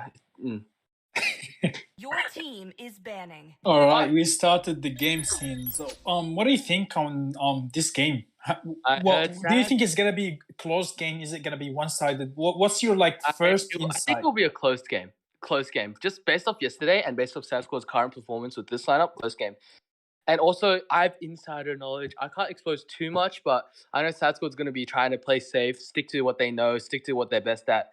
So you know, it's gonna be an interesting game. We're gonna see a lot of good things. Hopefully, if we see a lot of bad things, I didn't say anything earlier. All right, so shh. I really think this is gonna be really interesting, to be honest, Sins, because if you look at it, Team Air is trying to revenge their loss versus Sad from yesterday, and at the same time, Team Sad are trying to revenge their loss from AJK. So if they win this game, they're gonna verse AJK again. Mm-hmm. This is all very. I wish I was playing, man. Why didn't my squad this ban? I'll talk to Nerve later. Your team is banning. Aish, man. Alright, but Sad Squad, first ban Yuzong. Air Squad, first ban Hayabusa. You know, do we need to explain these bans too? Like, I swear, every single time. We've explained it so many times. Exactly. Zidane, I think you should explain it one more time. You know, I'm kind of getting tired. I gotta get. Oh my god, yeah. I'll explain it for everyone. So, Hayabusa ban is definitely respected ban towards Akutan. Insane Hayabusa. Akutan is definitely one of the best Hayabusas I've ever seen. We've seen him play Hayabusa before. It's definitely a scary pick for him. We've seen him actually on tournament playing Hayabusa. Very, very scary. Yuzong ban from the side of Team Sad. I'm not sure. I haven't. Actually, Jay plays, and even the Paquito ban. Both bans are towards Jay from the side of Airness. Such a good respect bans coming from the side of Sad. I definitely have to agree on that bans. Just because Jay been performing really well on every fighter, but taking that Paquito and that Yuzong is very good because they just limited his dive in the backline heroes. Yeah, that's all very well. Hold up, just give me 2 seconds. My eggs are nearly ready. All right, so I'm kidding. Yeah, very good ban. The next time Beast unmutes and calls me a slow word, I'm gonna kill him. And that's another ban from Air Squad. Lunox getting banned. We see Lunox getting banned against Sad Squad a lot today because they do have 2 of the best Lunox players on the server right now, Mackie and Swag. If anybody wants to argue that with me, come at me. I will argue it until the day I die. I think Mackie and Swag are the best Lunoxes on the server right now. We have seen. I'm not sure if we have seen Lunox being picked. Maybe Lunox has always been banned versus Sad. Just knowing that they Lunox is just very good. Like in general. Exactly. And having Mackie and Swag on that Lunox, I know these people. They play Lunox on a different level. There comes the Xborg ban. I think Sad Squad was watching last game. Jay was just doing insane on that Xborg. Yes, they're banning a lot. I think Air Squad might ban some. I think 3 bans so far since towards just 1 player from the side of Air Squad. This might be an Esme ban, maybe. But yeah, maybe. If it is an Esme ban, I'm a genius. But I wouldn't be surprised if it's another core or mage ban. No, I would honestly ban Esme at this point because there's not another fighter left to verse Esme in lane except for that Ruby, but still. But no, there comes the mage ban. Your team is picking. Now Sad Squad gets the easy draft onto the juicy Esme. Pull out the Esme. Why not the Ruby though? Ruby can just sustain lane just as much as Esme and also have that CC into mid to late game. Alright, let's look at me. Esme looks better, and Ruby looks like a child. So I like Esme better, alright? So that's why I think it's better. Yeah, I mean, Esme. There comes the Ruby, though. There comes the Ruby. I told you since. Yeah. I hear you. Yeah. So You know, Ruby just makes so much sense. They just lost because of Ruby. yeah. Like they don't want to repeat the same experience again. I think Team Sad is just going for the more secure team fight composition. They gave the Esme, yes, but Esme, when you have CC on your team, you can burst that Esme down. You can definitely kill that Esme if you have enough CC, if you have enough damage. And we know that Akutan, Mac, Swag, and Pumpkin know how to deal with that Esme. And having Raymond on that Ruby, I'm 100% sure that Raymond is comfortable playing that Ruby. We have seen him miss some hooks, but that doesn't matter. Everyone can miss. Raymond is a top level player. He can come back into this. Esme is not going to be a problem, I think, since here. But there comes the Farsa pick from the side of Airness. They've been performing really well on the Farsa. Yeah, they have. The Farsa has been honestly, Farsa in general is just very strong, very beautiful. Yeah, and, you know, definitely. You know, big kiss to Farsa, and yeah. And having them ban that Eve, no one gonna outranges that Farsa right now. So Farsa is just gonna be into the backline. If they don't have any dive right now, it's just gonna be hard to get to that Farsa having that Esme in front. We see the Beatrix being secured by Swag. I'm not sure if it's gonna be on Swag. I'm not sure if Swag is gonna play it, but definitely a good pick. Yeah. And there comes the Kag. I like this pick. I like this Kagura pick. You know why I know Swag's gonna play it? Because he's their goal laner right now. Who else is gonna play it?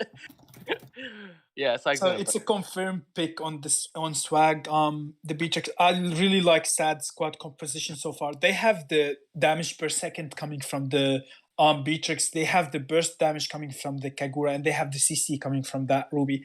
I personally love these picks coming from Sad. Way better picks than last games. They will easily be able to burst that Esmeralda using the Kagura. They will be able to team fight using the Ruby and the Beatrix together. Such an insane picks coming from Sad Squad so far. Let's see what comes from Airness side. There comes Roger. Big angry wolf. I don't know where I'm going with this. All right, listen. There's a big angry wolf and the little Red Riding Hood. All right, it's gonna be a good game. Yeah, I have to agree on that. Since you think that Roger works well versus Ruby? No, not at all. But you know, I'm just making the joke. So I think Roger does get you know, I don't think many things work good on a Ruby. Let's be honest here. Like, what works good on a Ruby? You walk towards the Ruby. Ruby sets you 3 meters into your tower, and you know you're kind of dead. Yeah. So like nothing works good on a Ruby. I just don't like facing Rubies. Like to all Ruby players, like just think about yourself. Reflect. Like reflect on what you're doing to us mentally. Like every step I take, I'm scared a Ruby will walk out and flicker hook me. Just think about that. Exactly. And we actually have seen that in the last 2 games. Like Rebellions and even AJK. They did that. Flicker ult or ult flicker. It works both ways. So I'm not sure if they should have banned that Ruby instead of the Hayabusa. Like, I don't know. So many questions right now, but let's see the ban coming from the side of Airness. They banned that link. So they limited the core picks, but honestly, I'm not sure. Akutan still have his Yisan Shin open. But they're forcing him into YSS right now. Exactly. They're forcing him. They're slowly like, go ISS with the Ling ban and the Lancelot ban. They're taunting him. It's a taunt. They want to see that YSS. They want to see it banned, you know, because Roger kind of messes up a YSS quite badly, as we've seen it for the past few games. You know, Roger just... Like right now, I'm looking at the composition coming from Team Sad. You know what is going to be a really good pick for the jungler right now? It would be a Barat jungle. Barat jungle would be really nice in there. They won't be able to burst him. He would have enough damage, and having a support tank like Rafaela right now, because they already have the CC coming from the Ruby. Barat's Rafaela into mid lane is just going to be insane. And they lack that tankiness. They don't have tankiness right now, Team Sad. So I think if they go for maybe even Hylos Barats would work well for them, but I would like Rafaela Barats right now. You think I know what Sad did wrong in this early tourney. They played their comfort picks very early on. They have to, I guess. That's what the best of one does. It forces out their comfort picks, and now you know they're getting all their picks taken, and Pumpkin's Grok gets taken by Jason. Pumpkin might go onto the highlights here. I think Hilux works well here. What do you think? Hilux looks really well. He's tanky, he's big, he's bulky, he's got 4 legs. You know, I can't say that word. You know, he's very strong horse.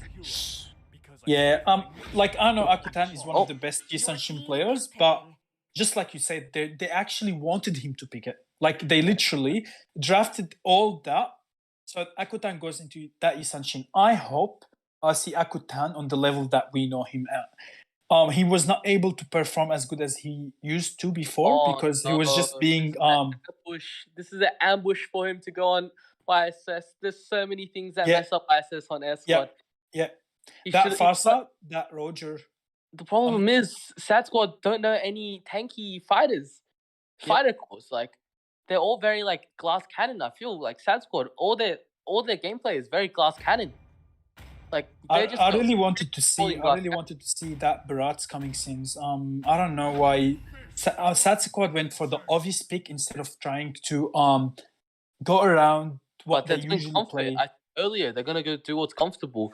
He's never Brats. I don't think Akutan plays Brats much, and he's just gonna go what he's good at. He's good at YSS. He's gonna lock YSS, and he's gonna show us why he's probably the best core on the server right now. 100%. I love Sad Squad. I actually like how Akutan plays core. I'm not gonna change my bet on this. I go for Sad Squad. Even though I like Airness picks better, but I think Sad Squad is just gonna pull something that none of us actually expected. Even though Sad Squad 24/7, I'm always in the VC, and I'll probably get flamed for this. I'm going for Air Squad all the way. Downfall of Sad right here. You know, when they rewatch the stream, and when I'm in their VC, they're gonna all flame me, but it's fine, right? Air Squad all the way. I'm an Air Squad supporter, all right? Who is Sad Squad, all right? Enough of that. before Pumpkin burns my house down, let's move on. Rabbits, play by play. Yes, sir. Like I can see that. I think you're right. Actually, Air Squad does have the better lineup today. Thank you. Okay, Pumpkin, you need to burn Rabbit's house down as well, all right? So it's not just I'm just saying what I'm thinking. But I can't forget that Sad Squad is very good at these comebacks, so I can't really, put it down in stone. There's the flame shot from the Fasha, Grok. I think Sad Squad's going to get stomped here. There's the wolf form from the Roger, but who gets the Lethal Wanderer? Oh, they actually got it. They got the Lethal Wanderer. Told you, his retry is on another world here. It's on point. I keep playing with him. I keep getting boosted by Akutan, you know? I felt his retry before. Yeah, you're a boosted player. That's only where you got Supreme. Listen. I'm totally legit. Oh, alright. There goes the win by wins on the Fasha. Oh, just hiding at the back. But Jawhead with the ejector ready on the level 2, just zoning around. Okay, the north is secured by the Grok and the Fasha, just trying to open up the map to secure the area for the next turtle. Nothing much happening just yet, but yeah, we can have some banter right now. There's not much fights. We'll banter until something happens, and then we miss it. Oh, you want some banter? Okay, I can park an airplane on your forehead because your eyebrows, that's how thick they are. Oh, there goes the ejector from the Jawhead. Oh, but no hook yet from the Ruby. That's illegal.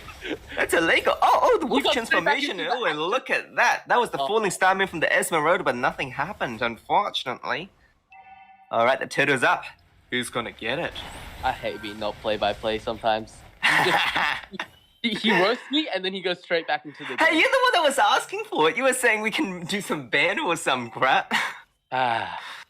There's the Jawhead, the ejector. Oh, through that. Grok back. But Grok goes back a little bit. It was the power of nature just earning it back and the fail. The win by a hair strike from the Fasha. But look at Ruby on the back lines, just hooking them a little bit, using the Don't Run Wolf King. And look at that Esmeralda on the back, just trying to get that cargo, go in and flick it in. And using that, using all her Frost Moon shield on it as well. But Kagura using her Yin Yang overturn, secure the kill on it as well.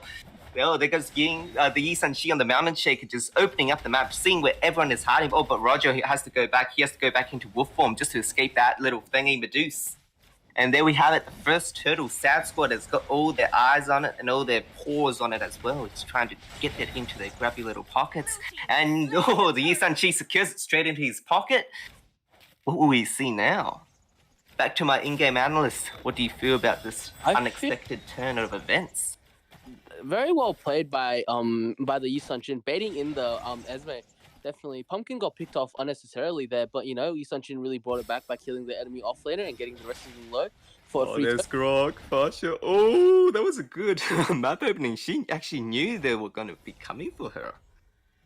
I mean, it's kind of obvious at this point, you know. Most of Sad Squad is top lane, so obviously, the enemy team's going to be bot lane. You know, it's Oh, just there's something. Spectre. Oh, there's the Mountain Shocker from the Yi Sun-Shi just opening up the map, seeing everything that is happening.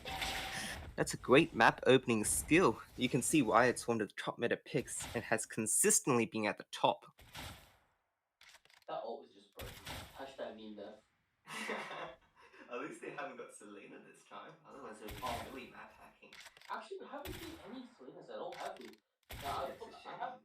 Selena's a S tier heroic mage. No, Oh, there's the Ejector from the Jawhead, putting them back. Oh, there's the ultimate unstoppable Red force. team And hero look has at that lane. Yin overturns the kill, uses his second umbrella open as well. But he goes in the Wolfram, tries to go in, tries to skip kill, tries to use his passive with full moon curse, but no.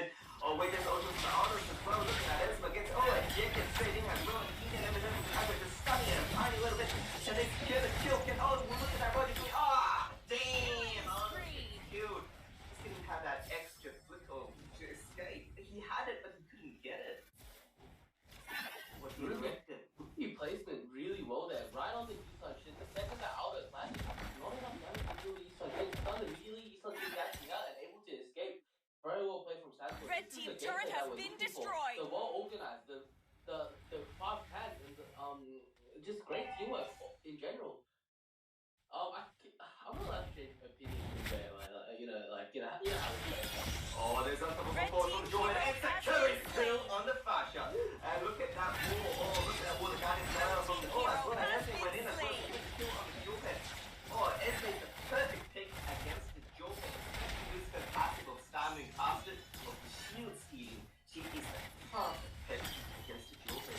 Alright, well, just go in and he wants that turtle, but unfortunately. Oh, look at that. The ultimate. Oh, he's just chicken down with that as well. The Odos.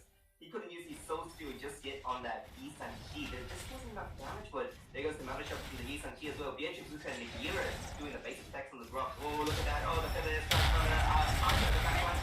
Everything's top right. Oh, the wolf goes in. Oh, the Yin overshot from the cover. Oh, and secures the kill with the execute. Oh, no. Actually, the Nigira basically took down that Fasha. That's a triple kill coming in from Beatrix. Red team turret has been destroyed. Very nicely done. You know, Sad Squad showing their main picks now. They're all on their counter. Mackie finally getting to touch his Kagra. Number 1 in this whole server. Mackie Kagra has been feared for a long time. Mackie plus touches mid-lane, Jawhead and Kagra. Something to be reckoned with. You know, they terrorized the server for a couple seasons now with the Trio Q5 man. And we've seen it for a long time, so nothing. Yeah, we would know. We've matched against them in tournaments before.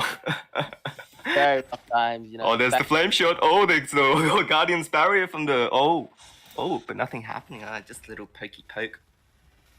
Alright, Nagiri machine gun, clearing the lanes. On the middle lane, we have Brock and Fasha just... Oh, okay. Hey, nice.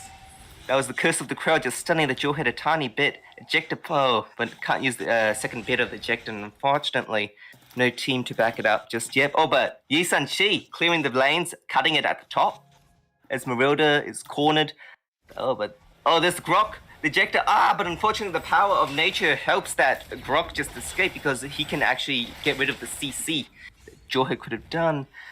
What's going on here? There goes the Guardian's Barrow from the Grok. Oh, there's the Mountain Shaker popping off as well. And look at that, Yi Sun-Shi just basic attack down with the Heavenly Vow on that Esmeralda. Alright. No action just yet. Wolf form backs off. Just a little bit too deep. Old Maid has to be a little bit too careful here. They don't want to go in too deep and risk another comeback. Alright, the power of nature from the Grok going forward, just trying to clear those lanes. And there goes the Guardian's Barrier from the Grok as well. Oh, and there goes... Oh, Feathered Airstrike just clearing it up. There we go. Full on action here. Flicker from the Jawhead, just having to use it to escape, unfortunately. But we have the next turtle up. setting it up. Before we go into the turtle, could the in-game allies go into the item builds or golden EXP? Oh, I can go into the item builds. I'll stop the item builds once the team fight starts. But you know, the goal difference is 5k right now. Rapids, how do you check the EXP difference? I still don't know. Little at the top. At the top. Yeah. So, it's a little weird squiggly thing. Oh, that's a free turtle to Yi Sun-chi. Sad Squad secures another one to their side. How do I read? You see the little pause button on the side, on the left of the pause button? Yeah, I see it. But how do I read this? EXP? It's just the difference. I think between 5. red and blue. Let me see if I can read it. Sad Squad is ahead by 5k EXP. 4k, is that? Oh, look at Joe trying to go in, trying to get ejected ball, but look at that. Grok with the power of nature going in with no CC and the Guardian's Barrier. Oh, but no, they did not get caught off, unfortunately. Oh, there we go. It was the... Oh, Fashi just ulted a little bit too early over there. There goes the machine gun of the Nigeria, but Yusanchi, look at Roger. Oh, but he got mowed down, unfortunately. He was trying to abuse his full win because, there's the triple kill from the Beatrix as well. And look at Fasha desperately trying to escape, going forward. Oh, no. Oh, it's a maniac. It's a maniac for the Beatrix. Oh, no. Naki couldn't steal it. Naki, why? He was certainly trying. You can see the sweat coming out. Maki has never tried so hard in his life. I didn't even see him try this hard against AJK. Trying to steal that kill so hard. Oh my word. But we still have an Aldous, a Grok, and an Esmeralda to defend. We should be able to see at least until 15 to 20 minute match. Right, the Mountain Shaker from the... Oh, okay, the Mountain Shaker, but wasn't really much use over there. But it really did reveal the locations of everyone there.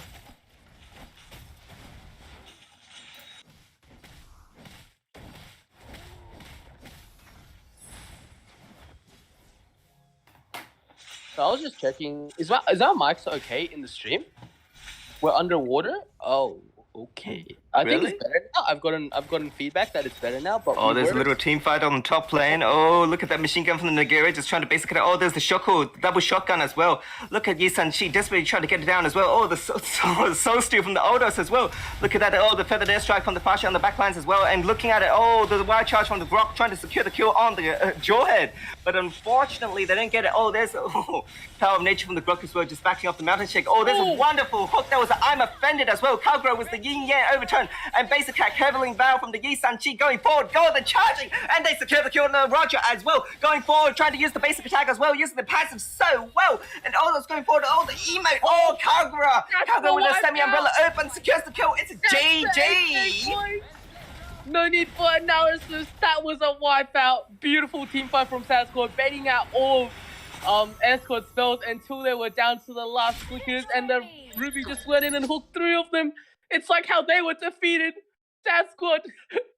They're learning. Teams. That was beautiful. Beautifully done. I love it.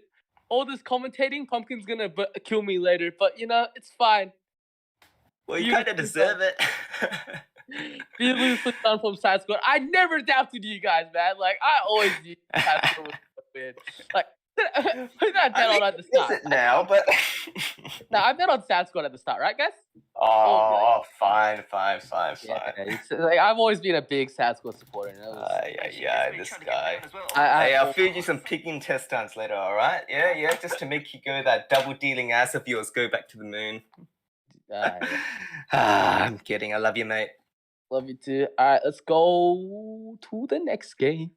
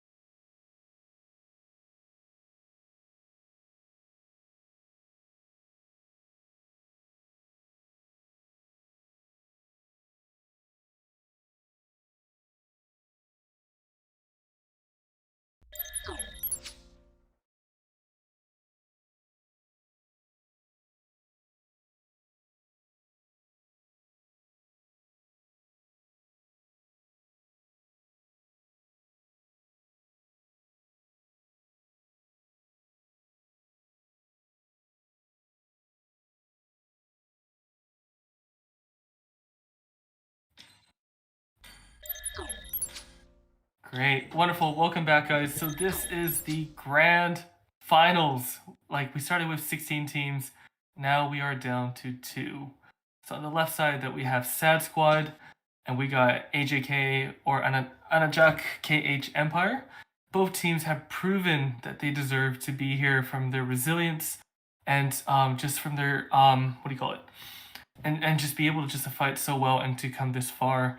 And so with me, I have the Lord of the Snow Rabbits. Hello, darlings. Oh, goodness. I'm excited to be here. All right, let's get it started. Yes, sir.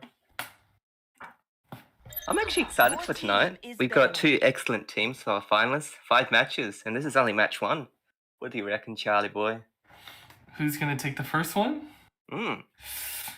I kind of want to say Sad Squad is going to take the first one, in my opinion, because even though AJK got him pretty badly in those first 2 games, that last game that they went against Air, like, I felt like there was a shift in their momentum, their shift in their picks. And I don't know, I think that's going to carry over in this game. What do you think, Rabbit? Well, there's a reason why I changed the name of this match to Heaven vs Earth. I really want to see a redemption arc, like in the manga. It'll be interesting. These are 2 excellent teams which are very respected on this server, so I'm excited. So they got these bans. Want to make any comments on them, Charlie boy? Well, Sad Squad always bans at Yuzong, and as many already said, they just don't like that Yuzong. But I noticed that AJK, they would constantly ban that Lunox. Is that because of, is it Makmak that plays Lunox? Oh yeah, Makmak plays pretty much both those mages so well. The Flicker ult combo, it's wonderful. Yeah, it's painful, isn't it? Alright, so they got rid of the Ruby, because I believe the Ruby was really, really painful for them when they played against each other. So that was definitely a really good ban. I would actually think Vuthi would ban the Ruby, you know, the AJK. I was actually pretty surprised Sad would do that because Ruby's a good counter for Roger. That is true. And I think that Beatrix ban was interesting too, because when Beatrix was on their side, they were punishing Sad Squad with all that burst damage that she provides. But I think like they watched that last game and saw the damage of Beatrix when Sad Squad played him, so they knew that they did not want that character in this game. I was in Sad Squad's VC just a tiny few minutes ago, and I heard that they had some kind of a secret plan that they're waiting to reveal to us tonight. I'm actually, I don't know what's going on with the secret underground plan of this, but ooh, I'm shivering. All right. So let's see who they are going to pick. Well, AJK is just targeting out the EXP lane. They went straight for the roaming Kufa as well. A little bit squishy, a bit questionable. But since Sad Squad doesn't really play Roger, I think they're going to be fine. Yeah, what do you reckon about this mage Kagura pick? Yeah, last game, I think there was a Kagura. Yeah, there was. In that last game, and that burst damage was painful, and it was great to have the Jawhead just to toss and just to get those really good setups. That's true. I don't think we're going to see a Jawhead in this game, not that Pumpkin is Grok. This was the kind of this. When I look at this, I can see the Starmoon 4 from the Esmeralda doing quite a lot, and the Yin Yang overturn of the Kagura as well. It's a good lineup. They got escape, they got sturdiness, they can go initiate, they can invest in team fights. They don't really have to be worried. Charlie, you're a tank player. Do you think Grok is a good fit here? Yes. Well, I think it's just more so the player more than anything, because generally when we play ranked games, I don't see Grok as much. However, when Pumpkin plays Grok, like, she does an excellent job of just invading and just really harassing the jungler. So we will definitely see that as well. But on the flip side, AJK, they are, I would probably argue to say that they were equally aggressive when it comes to poking buffs. So I think that Grok pick is a good pick because Pumpkin knows how to set up her team really well. Oh, but AJK just instantly denying that Yi Sun Shi straight out of the pocket of Akutan. Akutan could actually use that Yisanshi quite well. We've got good Yisanshi players on both sides, but wow, okay, a Fasha ban. That's decent. What kind of core do you think they'll ban because of that? Which core they're gonna ban? Yeah. It's a bit tricky. I kind of feel like maybe I want to say a Lance. I'm gonna guess Lance. Beast actually made a very valid point. Paquito is still open. He's free real estate, but neither of these teams are picking it for some reason. Like, I would take a Paquito over Expo any day. They just seem to have forgotten about it. That's true. Never mind. You jinxed it. I guess they don't want Sugar Daddy Paquito Man coming out. You know, Paquito is actually a very well-respected boxer in IRL. He had a tough bringing up when he was a kid.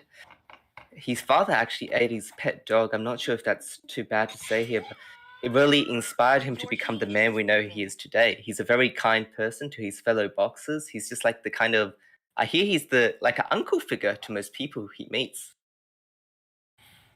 So I guess he's like the Uncle Roger of Mobile Legends. Nah, he's a nice guy.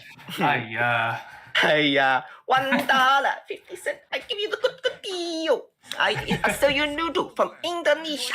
Good price. Nobody beat me, you know? I bring the noodle. On the YouTube account that the comments are now roasting Rabbit. Rabbit, eh? Hey, roast me. You can't cook my thick hide. I got the thickest hide around in this side of the Mississippi, at least. Ooh, how do you feel about that possible Popo pick? I have deep trauma over the Popo pick. I have deep trauma. When he puts those traps in front of you, they actually walk in front of you and put it right in front of you where you're gonna step. I've got very, very trauma over a Popo pick. This looks like it's gonna be a double marksman game. Yes, I can see why they're doing this now, because they really lacked CC last time they were fighting AJK. They've really stepped it up this time. Yeah, how do you feel about AJK's late game? Oh, you know, they've got not much range damage, you know, not much late game. They would have really liked to have that Fasha, but unfortunately that Fasha was just taken out of the game rather fast. No Fasha for them. I don't know what they can pick now. Kimmy isn't a good fit here. They need range. They need late game range. This is not looking good for AJK. Really interesting. So they got 3 fighters, a tank, and they got Eamon, who is relatively close range. Ooh, actually, Akutan is Supreme number 9. Granger. He's Supreme number 9 Granger in Australia. Yeah, he is. Ooh, okay. He's going to bring something special to the table tonight.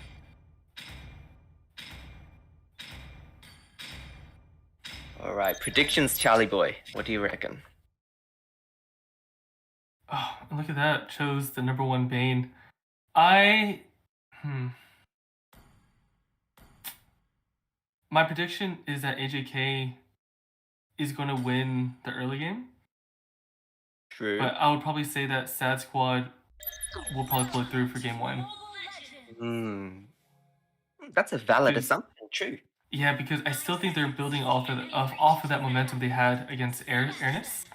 Yeah. Because we saw how close those games were the other day, and so the fact they just swept them so quickly, it kind of feels like they got their head on. Tiny little fight. Charlie, take it away. Will do. So you can see that Mage is just literally just taking out the minions as soon as possible so they can just hurry up and start jungling. So Eamon is just getting the blue on himself. Marksman is doing a great job bottom of just zoning out the Lapu, just so then this way he's able just to get those minions too. We have a skirmish happening at mid to secure Pokemon, and it goes to the side of Granger, as Granger is continuing to farm on his own. Let's watch Pumpkin, because this is where I think that Pumpkin is going to start harassing her buff. Eamon gets slapped by Grok, but Pumpkin is just retreating back. And we can see that in terms of gold, it is exactly or relatively the same. Pumpkin just needs to be careful of her positioning. And Pumpkin just makes it out. So we have Granger securing his own blue. AJK isn't playing as aggressive as I'd like him to be, but they are probably just playing safe at the moment. So it'll be interesting to see where that first gank will take place. Go ahead, Rabbit. I'm actually really interested because if you don't know what entes are, it's the shoes that Eshes like to wear. So I'm going to refer to these boots as entes. Look at the entes on Grok. He's using encourage boots on a Grok. It's really interesting because that only boosts your movement speed. It doesn't give you extra damage. It doesn't give you the conceal effect. So it's actually really strange. Why does a Grok need that? Grok's already got extra movement speed by being next to the walls. Back to you, Charlie. Hot potato. Alright, well, we got Turtle up, so you can see that the players are slowly gravitating towards it. Sad sees the opportunity, just seeing the position of the Eamon. And here comes the support from Raymond. We got one slap, and oof, Kagura just makes it out just by a hair. And so it does look like that they're hoping to at least just pick one. And so there it is, first blood at bottom lane. And Popo just got him back as well. So bottom lane is already a fiasco. So they did start Turtle, but with the reset, it looks like they will just take their time with Turtle. They do not want to rush that. Like baby slapping. Like, yeah, I'm not used to this. I kind of feel like Sad Squad and AJK, just seeing their previous games, they would often play a lot more aggressive. But it seems like both teams are being really careful because they understand the weight of this. Beautiful sweep by Kagura. Star Moon 4 was something special. Fire stakes, fire missiles. What do you reckon, Charlie, mate? Sorry, say it again? The fire missiles, the fire stakes from the Xbox, just taking Esme in. What do you reckon about that? Well, that's it. But, as you know from her skill 1, she's fine. Oh! And the turtle goes to Team Sad.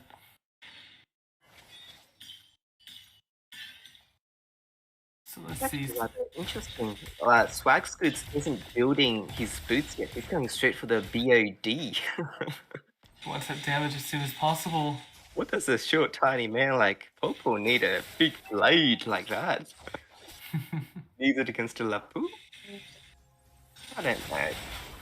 Ooh, Raymond almost gets caught, but uses ulti just to escape. And we can see that AJK is coming together right now because they're hoping to go for a kill. Can they secure? Yes! That was a kill on Esmeralda by Eamon. And so they're able to get some free gold top lane. And then let's see the fight that's taking part mid to see if they're able to make up for that fight that took place top. Grok tries to set up but fails to do the knockup from her ulti. And so Granger is getting ready just to farm up again, and it looks like there may be a gank bot. But top lane, it's been open for so long that it's looking like the first turret will go to AJK. And because they took it down before the first 9 minutes, the orange alert for the inner turrets have gone up. 40% damage reduction incoming. It is a really good advantage. And so the two marksmen below is trying to make something happen, but Lapu is showing his prowess by just spanking the Granger left and right with the CC. There goes the jungler. And so the marksman comes out, but Pumpkin comes to support. Cooper beautifully messes up her skill, and Pumpkin escapes safely. Teamwork. The Popo just stunning the Lapu, so Lapu can't really poo on the Grok. It was great. The teamwork, the synergy, it's just what you expect of these pro teams on our server. That's exactly right, and Popo does a great job of just escaping the skills of Lapu. And so Pumpkin is just zoning out, and we can see that Esme is so good at, I might jinx it here, let's see, at escaping by a hair, and that was the second time in a row in less than a minute and a half. Granger just uses ult just to pick off the X-Borg, but wouldn't make a difference because X-Borg already has immortality. So there you go. The turrets have been even 1-1. Lapu is playing so aggressive against that Popol, but you can see that his positioning is really outworking the skills of Lapu. And so AJK is going to try to make something happen with Turtle that there is no contest on it. And so that's going to work beautifully for AJK. Okay, Lapu activates the orange alert for the bottom lane, but that's fine because the top lane's orange alert has faded. That's right. Which team do you think is going to win, Charlie boy? I still lean towards Sad Squad. But look at how these teams play at the moment. I do have to say, I feel like AJK has been doing great with the rotations. Kufra's setups have been pretty good. With the flicker ult, beautifully done. But he's the one that got caught by the Granger, but it was almost a secured kill. I do like AJK's rotation. I feel like they're just being really, really aggressive, but I feel like Sad Squad is just using their years of experience. And it's just showing that they're being patient because they do got the 2 marksmen, but they could not afford the marksman dying right there at that point. So I do think that Sad Squad will try to push it to late game because I think that's when their advantage will shine the most. What about your predictions, Rapid? I just put a point of information down here. The golden EXP difference, it's not too high, the difference between the two. Sometimes when there's a huge contrast between those two little factors, well, you can actually tell that team's going to win, especially if there's a huge EXP difference. But this time we aren't seeing it. I actually think Sad Squad has a good opportunity for a comeback here. Yeah, you're definitely right, Rabbit, and I think that is also the case.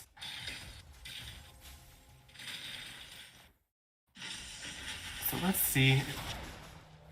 There's the setup by the Kufra just harassing the tank because they know that they could get that tank down to 50% or less. The team would be rather squishy between the 2 marksmen and Kagura. And so it looks like both teams are trying to at least just pick off one because now that the turtle is up, they're going to need every advantage that they can get. So Granger just pokes at it. Lapu is harassing the jungler. He got stunned. Kufra goes in with the ulti, and there's a sweep with 1, and there goes a double kill. And it looks like there won't be a triple kill in this fight, but it just means that they should have a turtle with no contest. What a sequence by AJK. It was a good play, especially with that Tyrant's Rage from the Kufra. It really did make that the Granger just freeze down. You got these one sticky... thing after another. Yeah, like, Kufra's probably the only hero I would call a pedo. But, yeah. The sequence by AJK has been doing such a great job. So we can see that Pumpkin may use that wall to stop the minions, but there she is trying to sweep it. But the damage from Eamon is so strong that not only did he almost kill Brock, but Kagura may have to retreat as well. Wonderful. How do you think the side lanes are going, Rabbit? The side lanes, they're getting pushed in rather a lot. There's no extra defense for these turrets anymore. Like, none of the inner turrets have any special defense for it. If AJK decides to just push on these turrets, there wouldn't even be a red alert for the base turrets now because 9 minutes is up. They reached the threshold. But they need to make advantage of their power spike because late game, there's no way they can win against AJK. At least this is my humble opinion. Yeah. But, you know, they still have the turtle AJK. Like, it has it increases their damage by physical by 20, 2 hero levels as well.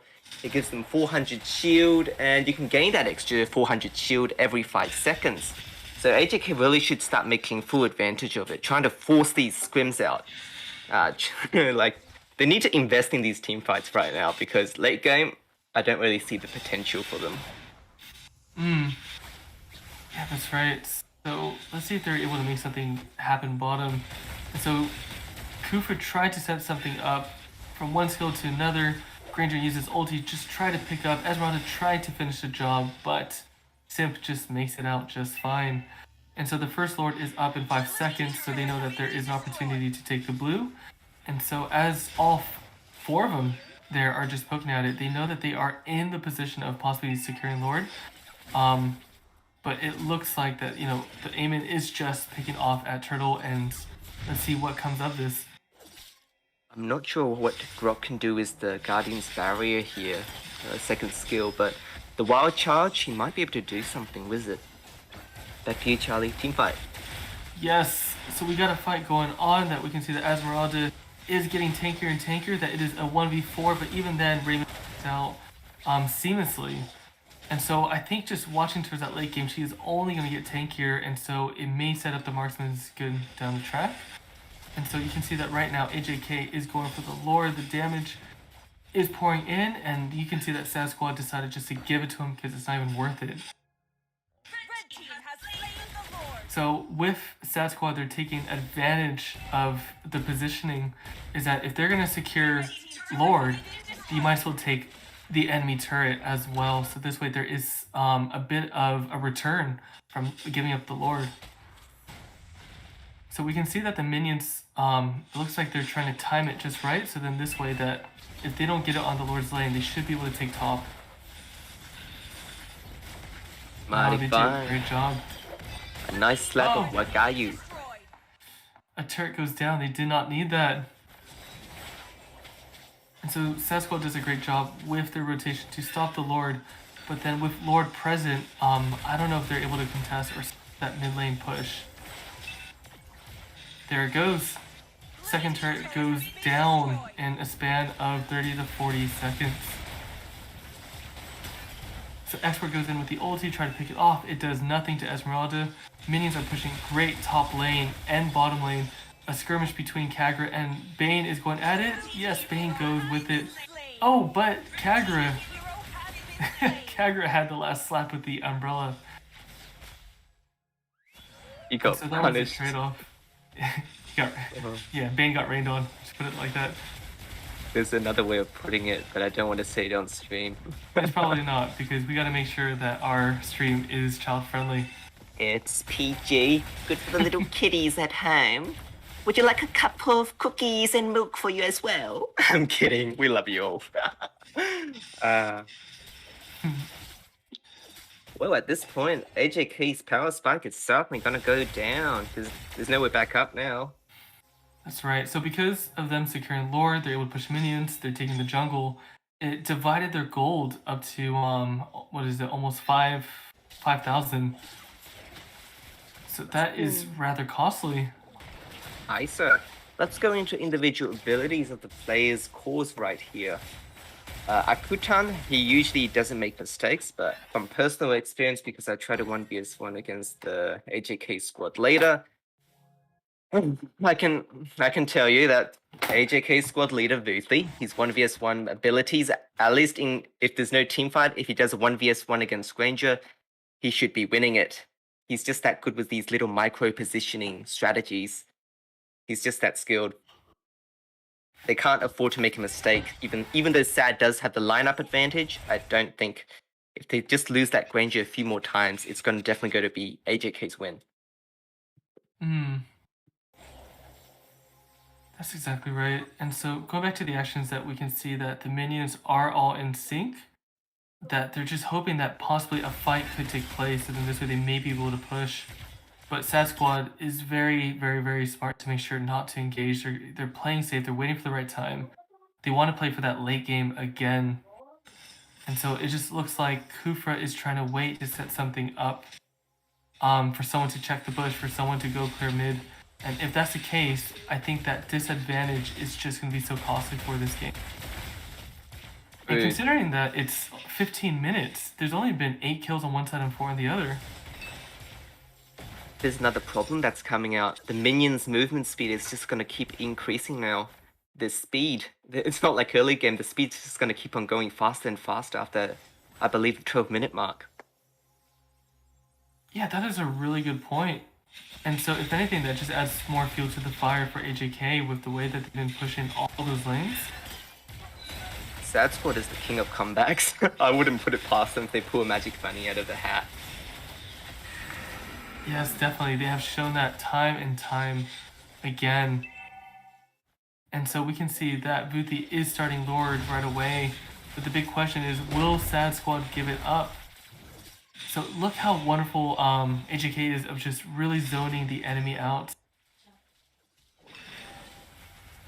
And so Sasquatch looks like they're hesitating. They may go for it, they may not. Given the way they're fight that's breaking off, maybe they may be able to pick off one or two before Lord is done. Nope, they realized that they were there for too long.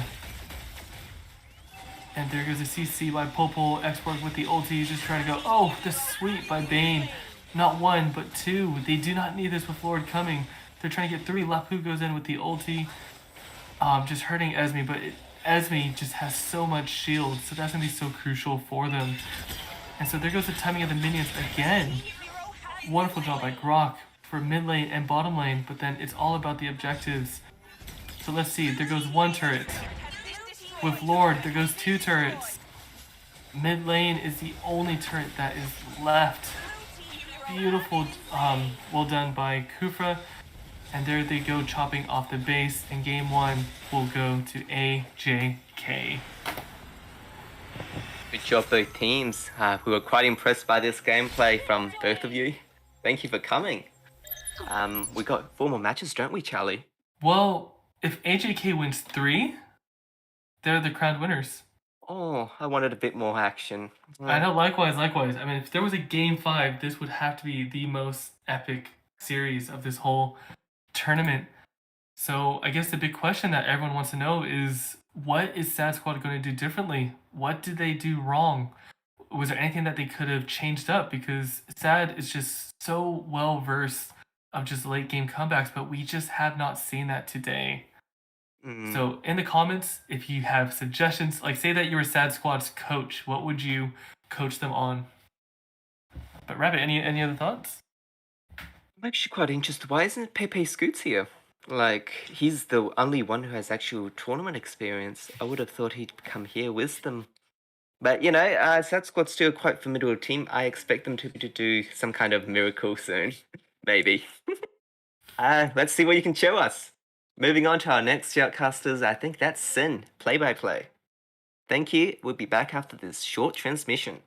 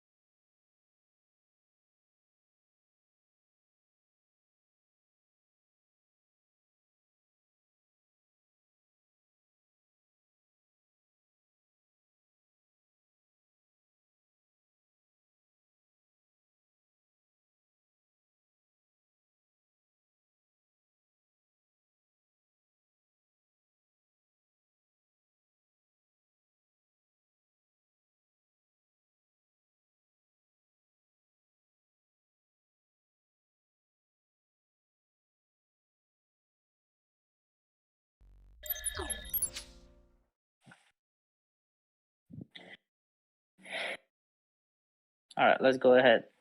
Doing Since Sky now. What's wrong with this guy? Master for tonight, baby. Not tonight, just for this game. Second game, Sad vs AJK. We're back at it again. It's like deja vu. We've been here before, except now I have King. It's a disappointment. I'm gonna cry. Hey King. hello. Lord, this guy is drunk. He's drunk on the gummy bears. I always have rabbits. He's drunk on nobody gummy likes bear. rabbits. I always And have this rabbits, guy- but nobody likes rabbits. So Yes. And also, let's start the game, guys, and let's go ahead and start the game. Game 2 of Set Squad vs AJK. Sin, take it away. what do you mean take Your it away? team I'm is play by banning. play. You guys are analysts. Let my Exactly. analysts We're take here it to away. support you. We support all your life decisions. Your You team support all my is decision? banning. You know what? Yes, I indeed. think I can no, okay. So the Linux ban coming from AJK. Do I need to explain it again? Linux ban against Sad Squad. Sad Squad have very good Linux Your players. team You is know, banning. yeah, blah blah, yeah. Since They have good Linux players. I've said it before.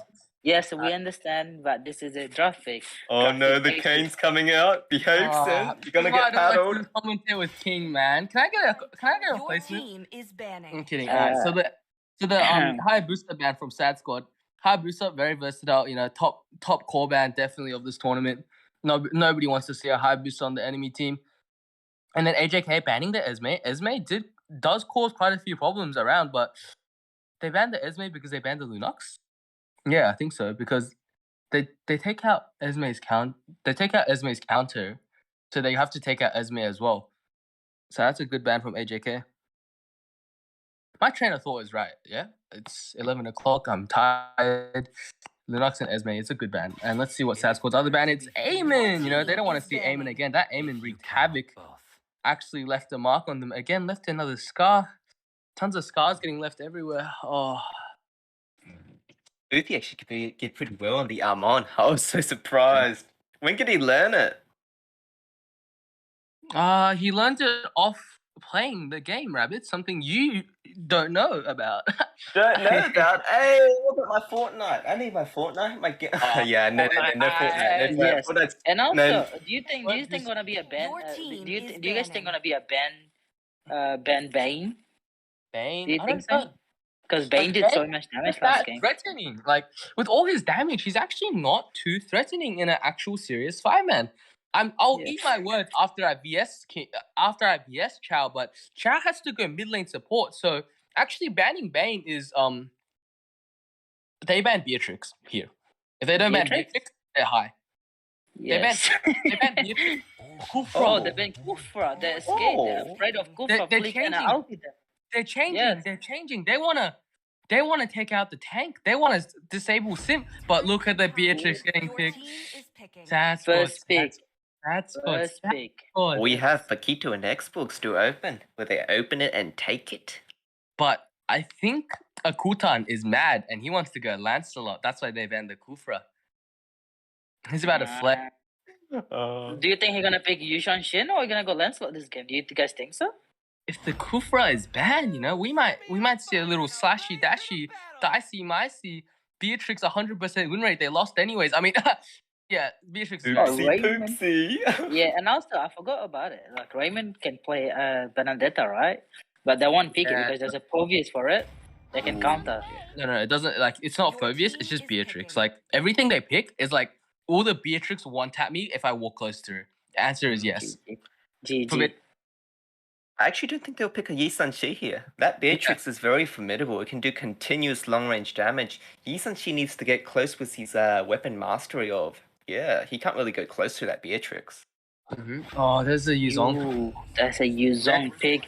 Enter getting his comfort hero. Lin also getting his comfort hero. We've seen that Kaja. This is looking like a rough draw for Sad Squad. Look at AJK's picks. This is disgusting. I'm back. Indeed. And look, and do you guys think that they're gonna pick Luyi now? Like, Your team Sim, is do you think banning. Sim will pick Luyi support? Because they're a very good combo right now. Because Yuzong and Kaja and Luyi, oh, that was the best damage right there. You see? Bro, he picked Tank King. Are you good? Oh, he picked tanks. Oh, my bad. Beatrix is sorry, going to guys, be their I'm support. team is Beatrix banning. is going to be their support. Yeah, pass me Yeah, what you're Pass me what you're smoking. Yeah, that smells really good. So let's go, guys. Oh yeah, the good gummy bears, eh, boy? Ooh, you want to pass the some of good the gummy good bears. quality gum? That squad is changing their ban direction. They're banning towards the Your tank. team is Simp is banning. getting pressured right now. Hey, that's a dodgy ban though. Why would they ban Yi Sun Shi? I would actually want them to pick Yi Sun Shi. I would love for Sad Squad to pay He's Li Shan really- Shi right now. Yi Sun Shin is free food. Like, Yu Zong's gonna look down. He's gonna be like, Yi Sun Shin. Dodgy play. Roger. Ooh, Roger Your team is ban banned. for Actually, might rookie. see the Lancelot. The Lancelot actually might come through here. Everybody's forgetting about the assassins. The poor old assassins getting forgotten about. But, you know, even with all the tank bans, they're leaving Simp's main tank Jawhead open. Why are they leaving Jawhead open? I have no idea. Jawhead wouldn't be that good against Black Dragon from the Dragon guy, Yuzong, or even Divine Judgment from the Kaja. He could just get taken down. By AJK's tank. Yeah. Sad Squad's already got their tank. That squad's got their tank? First pick. And yeah. AJK is thinking to But am ban I the top one. only one? Hooper. Your team Hello? is My picking. analyzers? Both fired? Alright, you know? Error 404. I was looking at AJK. I was thinking, what? AJK has a tank? Are you, you know, you're both you know what's really good here that they can't play because they don't know how to play? Lapu.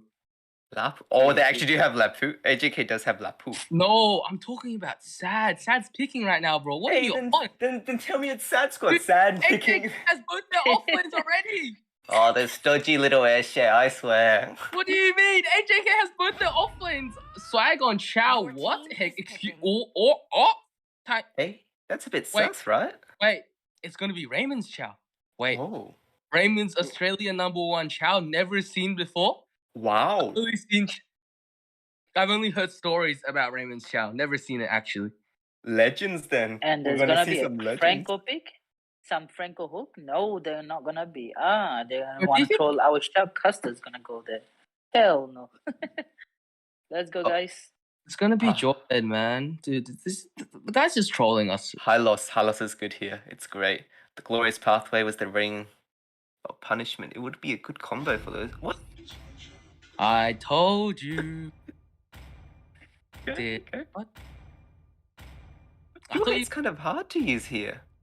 They've got the CC escape on the Kagura and the Circling Eagle on the Matilda. It's gonna show Sad Squad how it's done. There's a Lancelot pick. Dude, I'm so smart. I should just fortune And teller. there's gonna be very good gameplay from Akutan, which is Lancelot player. The fortune teller. I'm just so smart, dude. Give Sin the A plus then. A plus for Sin. A plus for Sin for predicting so far so good. So let's go. Best predictor Round on of the applause, guys. Round of applause to Sin. Let's do predictions for who's gonna win then. Sad Squad will win. Sad Squad. AJK. All money on Sad AJ. Squad. I like AJK. All money on Sad Squad. All money Ah, on Sad Squad. Let's I'm go. gonna have to go with AJK this time. man. Yeah, let's go, They've- Rabbits. They've got Let's go. CC immunity on the So dragon. whenever I bet on someone, I always lose. Yeah. Let's see. What do you say about Sad Squad? I mean, I bet this time is a good team, so let's see. Sad Let's is a go. good team. They're quite formidable. I don't Well think Yes. respected. he's bet against us, has he?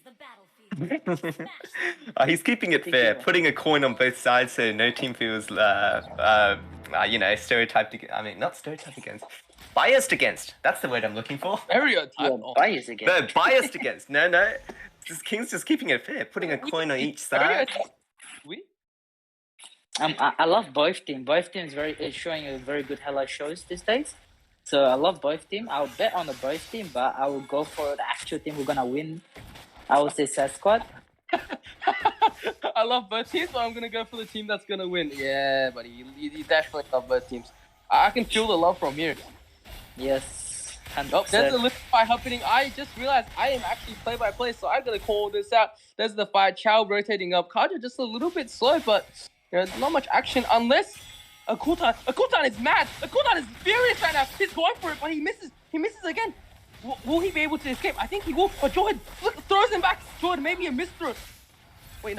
Jordan's on their team. Wait, I messed up that call out, but Sad Squad did good there. They got the invade. Look at that look at that Lancelot gameplay. They need to start banning Lancelot. You know, Akutan's mad right now. He's pulling out his assassin. He's pulling out his fast hand. He's pulling out his speciality. He's pulling out everything except for the thing I can't say. All right. That's enough shoutcasting of me. You know, you guys can talk now. Sins is fired from now on. You guys can talk. That's enough for me. That was funny thing. Just betting a bit. There was 4 people on top of that Jawhead. That was a beautiful throw from Jawhead using that ejector, but unfortunately he got punished for going in just a little too deep. He got a little hot-headed, as they say. A little. And you can see. Oh, back to Sins. Hot potato. Oh. Is there a fight? There's a fight at bot lane. Oh, there's a gank. The Chow actually forced. He forced the Kaja, but you know they still get the kill. Impressively done by Kaja. Raymond, the stories are false. He's actually bad. I can't say that, but you know Raymond's my friend. It's fine. So Satswat, free turtle here. Is this a repeat of last game? Wooty isn't showing us how it's done. Wooty's showing us how Satswat did it. Wooty. Hold up. Wait a minute. Granger just needs to farm. Oh, Hey, what's there's this a pause. there's a What's pause. going on? That's a pause. Okay. Wait, let's inform both squads. We'll be right back. It's muted, right?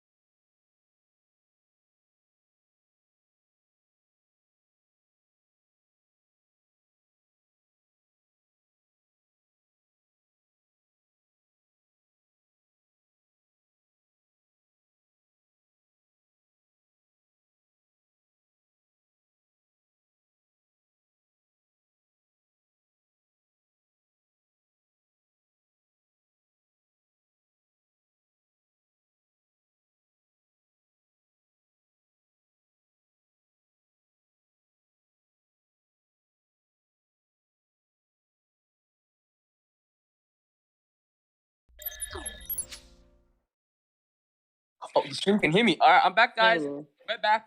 Sorry for that. You know, he's kind of was lagging. You know, our cameraman. You know, like we trash talked him before. We can cut him some slack now.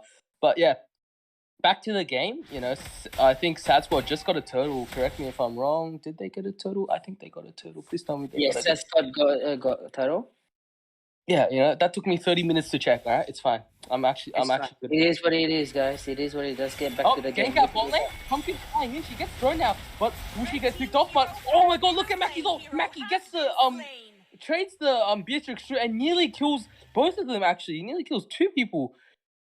Akutan trying to cut the lane. I think they'll go for a sneaky little push here. I mean, Chow's gonna go for a sneaky little push, and Akutan is here now to back Chow up. Chow as in like the actual Chow. Oh, he kicks the Chow away. That might be a miscommunication, but you know, Kaja does fall even though the kick was a little out of line, but that's fine. And also, you see the gameplay right now, Robert. You see the gameplay how Sats played so aggressive. I know. They're pressuring them hard right now. They're like, yeah, I'm not gonna let this game. I'm just gonna go on them. Like, you know, they're fully on focusing right now. I can hear them smacking around, like, you know, talking around like a loud us. You know, The only thing I'm worried about is Chow. Chow against Kaja, the way of the dragon. Oh, there's a pick off onto the Yuzong. Will Pumpkin get thrown here? She ults, but her ult get cancelled. Oh no, Pumpkin ult gets cancelled by the Jawhead. Oh, that's too bad. But you know, they did trade the Yuzong. Yuzong did waste his ulti, so this is gonna be a pretty simple turtle fight for them. They're gonna go push the top lane now. Granger is rotating towards bot because Turtle is there. Chow, you know, he's got the big brains. Raymond's got the big brains. He's already in his tower, 3 meters deep. You know. Kaja can't even flicker hook. Raymond's not going to give Kaja the opportunity to flicker hook him, but they are going to lose the tower down here, I feel. Nope, just the gold shield falling. There's 2 people to defend now, yep. And now Lancelot's rotating towards bot lane. This might be a huge turtle fight here. I feel like a huge fight's about to break out. Unless Granger goes for his red buff, a huge fight will break out. Calm before the storm. Granger goes for the red buff. Jawhead flickers, but still gets caught by the Lancelot. Look at the Lancelot damage. That's not a forgotten core, but one of the best still. You know, Meow Meow's proving that, you know, even he's the brother of like the #1 Lancelot in like Indonesia. So yeah, this is really good. Wait, I called Akutan Meow Meow, but people don't know. Whatever. There's a trade-off at bot lane. Kaja trades it with the Kagura. You can see both their dead bodies in the tower. What romance! What a romance!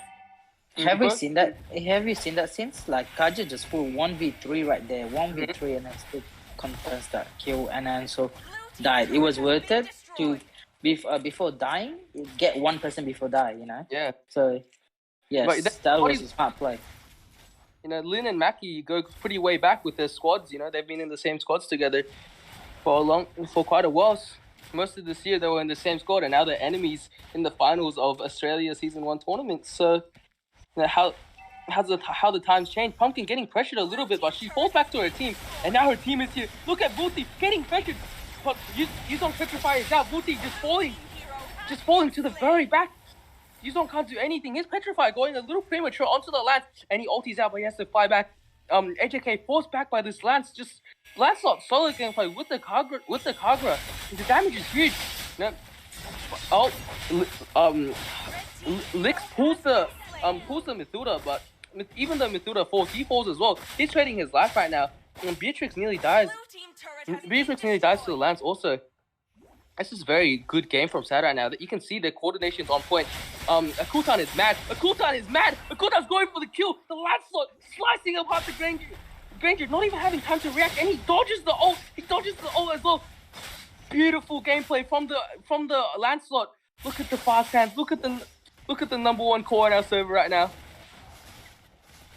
Okay, that's enough for me. You guys can analyze now. I don't think there'll be a fight. Total coming.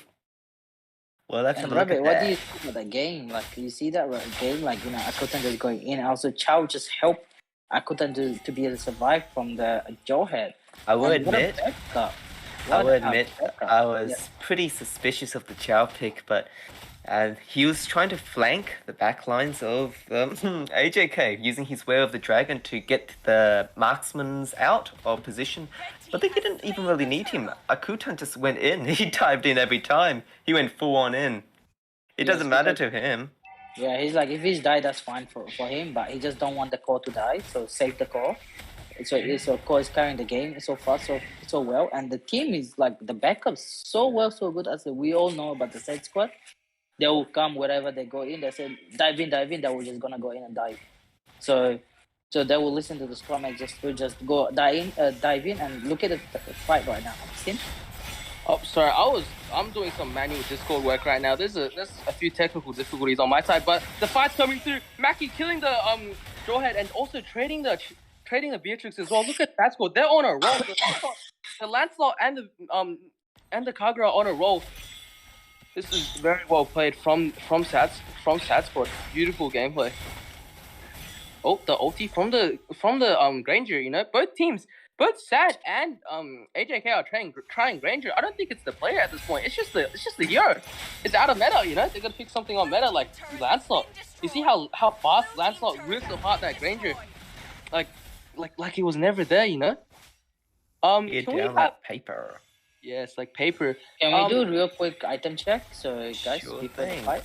It's the 8-minute mark, and let's have a look at the entays on these boys. Entays is the shoes. Jewelhead's got the row masks. Boopy just went for the normal Ice Hunter retribution on it.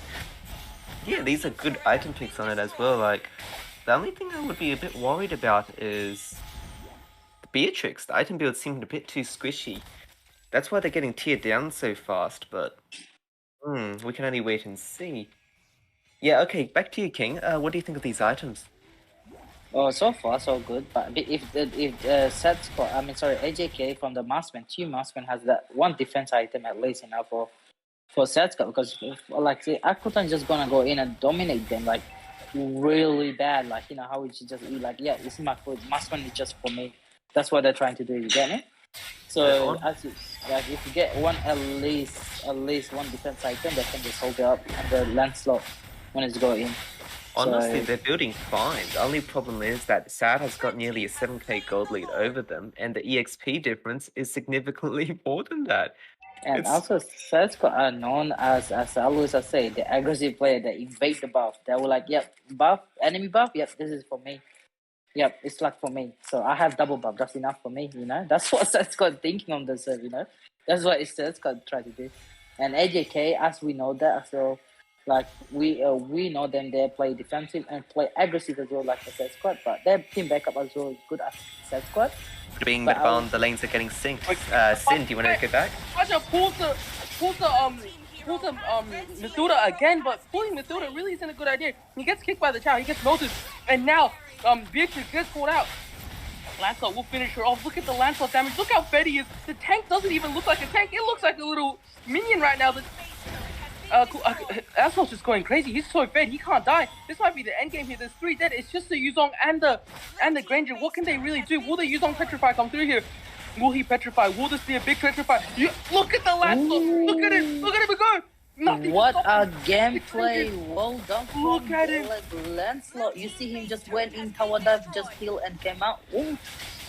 Oh my god, no doubt. Look at that gameplay. He gets hooked by the Kaja, however. Will they end the game? They need to end the game. They're not ending. They're folding here. Oh my god. Chow went for the kick instead of the end. This is the fold. This might be a little fold here, but from Sad Squad, they didn't go for the end game. They should have. Yes. Indeed. And look at the gameplay that you. Oh my god, that was a very good gameplay from Akutan. One of the best assassin I have seen so far from the Akutan gameplay from with Lancelot though. And he just went in, dash, kill the Granger. I don't care if he's dying or not. That's what he's thinking. And it came out like that, like it's nothing for him. Tower is nothing for him.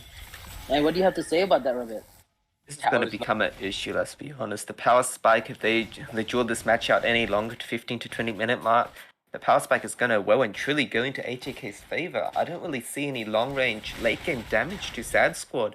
They really should have ended that time. Yeah. But Chow, he folded a little bit. He kicked. He did his flipper ulti instead of actually ending the game, which is, I mean, it looks cool and everything, but in the long run, this might cost them the game if they drag this on any longer. But I'm pretty sure they can end. But Kaja will definitely do a number to them late game. This Kaja's waiting patiently, dude. He's hunting. He can smell prey. He's got his flicker ready. Mackie go. Look at Mackie's ulti. He's not going to actually dive in because the Kaja is literally waiting right there. Granger forced the ulti, forced to run from Mackie. Mackie's single ult, which only hit his first part, took out half of Granger's HP already. You can see the damage coming through from Sad Squad. That's the gold gap right there. And Kagura is actually lowest gold on Sad Squad, and that much damage should be poured out from the guy with the lowest gold. Now that's scary. You see the emote from the Xbox? Oh, the saltiness is just oozing out of there. The veil is snoozing emote. They're showing shot customers about it. Yep. You see the emote? I'm laughing at you. They're trying to go into the minds of the enemy. Oh, I mean, it's a legit strategy. Can't really Yes, blame them indeed. for it. And they were like, yeah, they're showing emo, guys. After we kill them, they show the emo and recall them. That's what they're gonna educating our things about, you know. So you get banging, yep. So I will say you guys get ready with the giving all the money to me because Star will win at the end. So be ready, guys. I think the power spiking does go to AJK though, but you know the goal difference is pretty huge right now. The Granger will still get one shot. Notice they're freezing the lanes though. The Sad Squad is playing smart here, just trying to kite them out. And now the push of the lanes as the Lord comes up so that AJK cannot contest the Lord. I think this might be the end game here if they grab the sword. Is AJK going to contest? There's no contest. There's nothing. This might be... No. They're just going to try. They need to push the bottom lane, otherwise if the lanes get synced, they got no chance here. They need to push the bottom lane at least, just to clear the waves. But oh, they're just sneaking. They're trying. They're trying to get a pick off. Actually, I think they're gonna go for a pick off and then the fight. But if Chow gets locked onto the tower with the Lord, it's all over. They just need a lock tower. They don't even lock kills anymore. If they get at least 3 of them hitting the game. way Sad plays it, it's like a whole different team. They're just so formidable. You gotta respect them for it. The way they play, it's just magnificent. Yeah. And let's see the team fight in mid lane. Let's go. They all put their battle swords, everything's ready. Will this just be the end game here? Cow kicking the Kaja, one-shotting, absolutely demolished. This is the end game, as we said before. Granger just not the best score to pick in this kind of situation. Indeed, guys. Oh, and about this game, well played from the both team. And what do you have to say about this game? These two teams. It's a 1-for-1. It's a 1-for-1. And also, there's more match to go, guys. Be ready for it. And also, you guys are ready for the money that you guys have to promise me to give me. So don't forget. I got some news. I just saw Sad Squad main core come online. Pepe Scoots. Oh wow. We're gonna see some gameplay. And swag coming in. They might have a little change of lineup here. Maybe, maybe not. We'll see how it rolls out. Some monkey business going on now. Well, we're gonna see. Be patient, guys. No. After game analysis, fuck it. It's the finals. Wait. Yo, it's live, bro. Is the mic still on?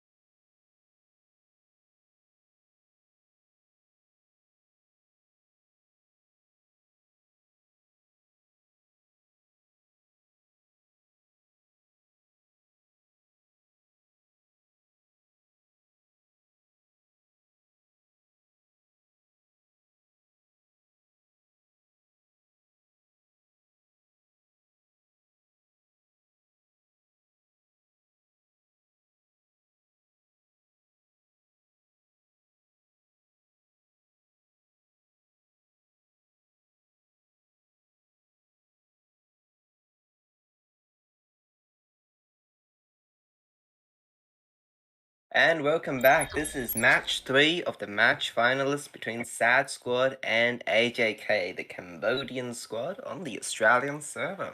Charlie, let's have you take it away on the in-game analysis bit. Wonderful, wonderful. I mean, like, if you looked at throughout the whole night, AJK had Sad Squad's number in majority of the matches.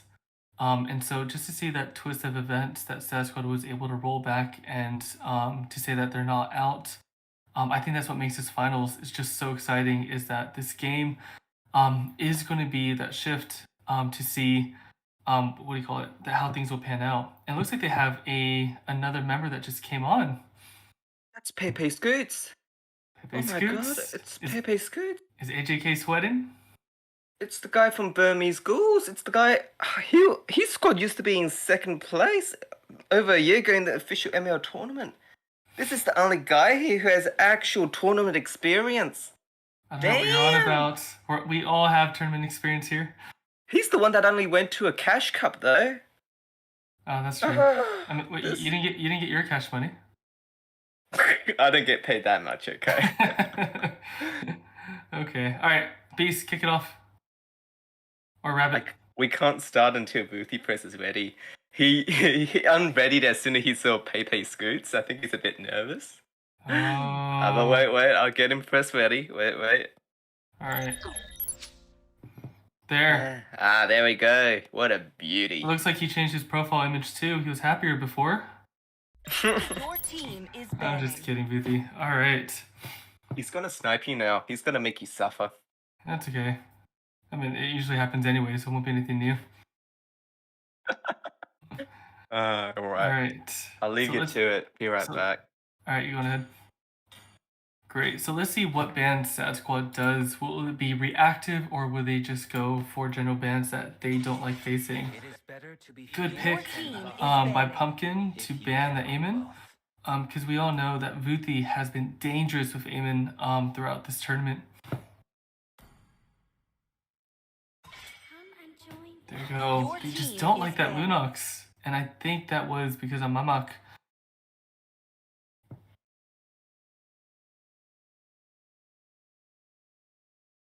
Oh, yeah. Oh, does Swag play Lunox? Your team is banning. I see. So they just don't want any of that. So we got the Kufr ban as well.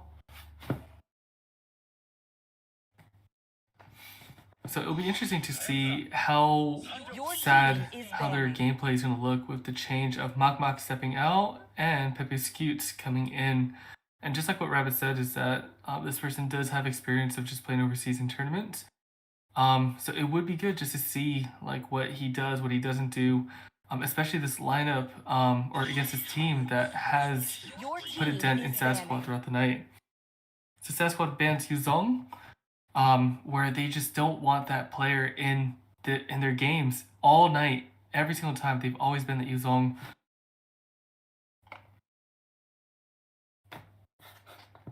It's just the Black Dragon form is just so formidable. No CC is able to catch onto that little tiny piece of steak just flying through the sky. You can see why they're scared. That makes me want steak. You want steak? What kind of steak? Wagyu? 5 men of your distinction would surely want some steak of Wagyu quality. Just give me a Kobe steak and I'm happy. Kobe steak. Oh, you're killing me here, mate. Alright, moment of truth. First pick. Mathilda. Go on, you know you wanna. Mathilda. The Beatrix. That's an interesting pick because... Oh, the Ruby...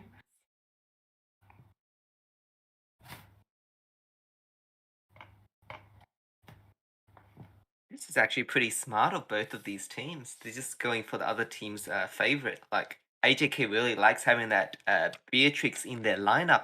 And Sad Squad just said, "Mwah, it's ours."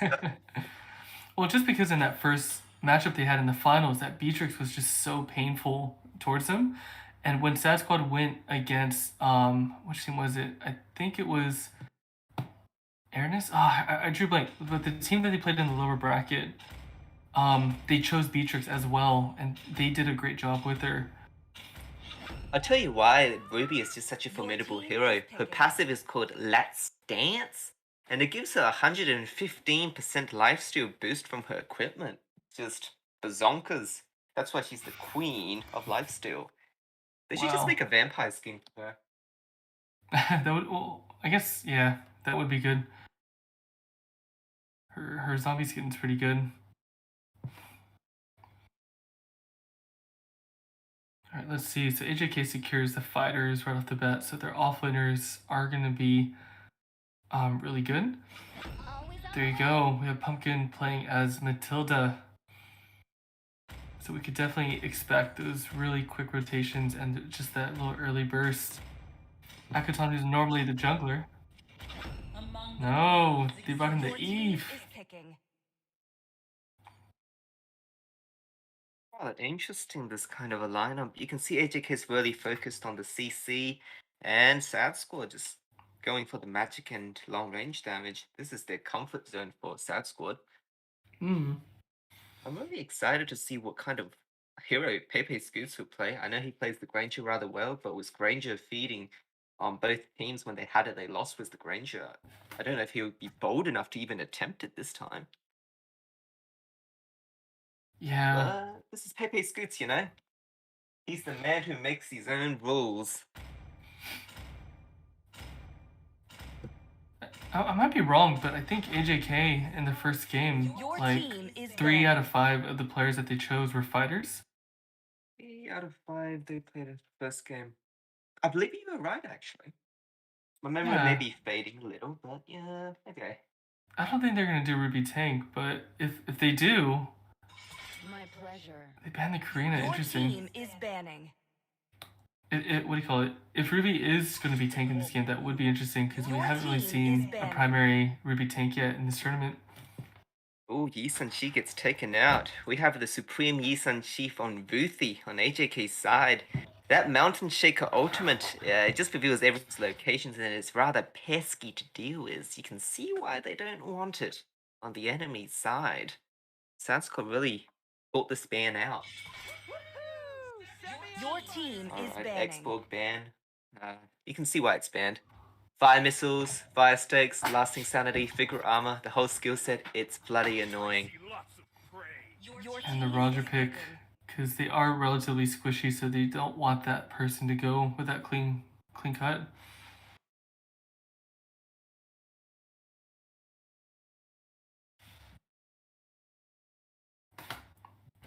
So what they need is a jungler and a marksman. Or even, yeah, a CC mage would be good here too. Farza was banned by Sad Squad when they did play against each other. Because her damage output was just so painful for them. Right, the feathered airstrike, it's just comeback material. Especially with the CC from her Curse of the Crow. Oh, what's this? Can you see this, Charlie? The lance on Akutan? I do. Damn. Oh, and Pepe Scoots might go with the Lapu? That's surprising, actually. I thought it would be the other way around. I thought Pepe Scoots was going to be the jungler. True.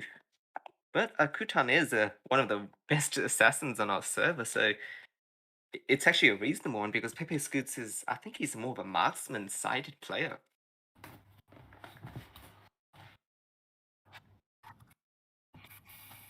Ooh, true that. Yeah, absolutely.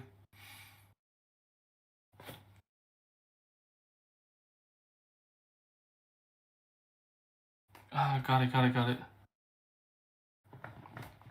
Ooh, are we gonna see a Hellcurt in this composition?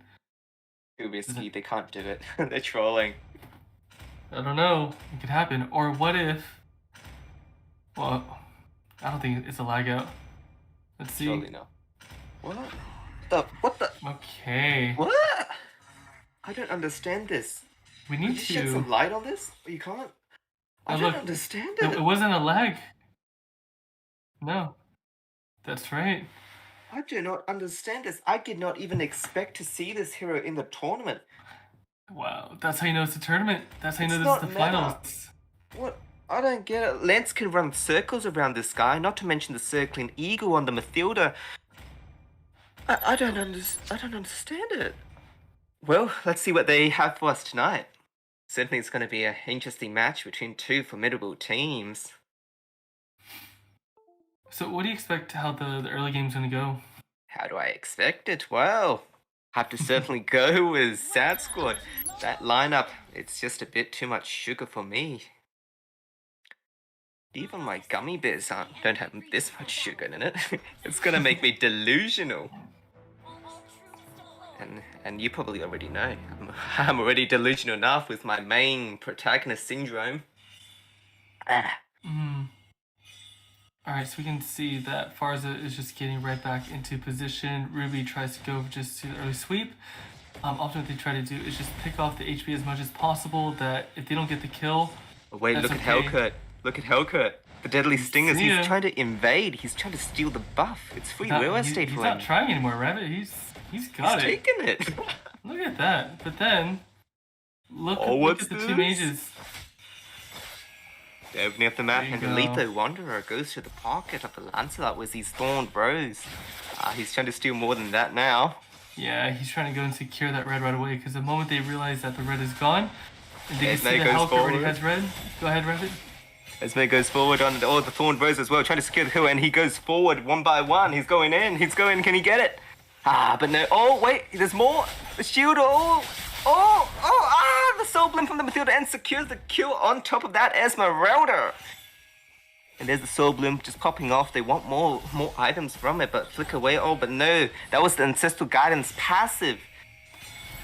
Yes, that was the Ancestral Guidance passive from the Mathilda, just basic attacking that guy to death. That Ruby was suffering. Alright, Mathilda on the middle lane against that Farsha. The Soul Bloom just doing a little bit of damage on that Farsha. And Lancelot has secured AJK's red buff. There goes the Mathilda going forward. Hot potato, Charlie. Any thoughts? Hot potato. I'll give you a cookie.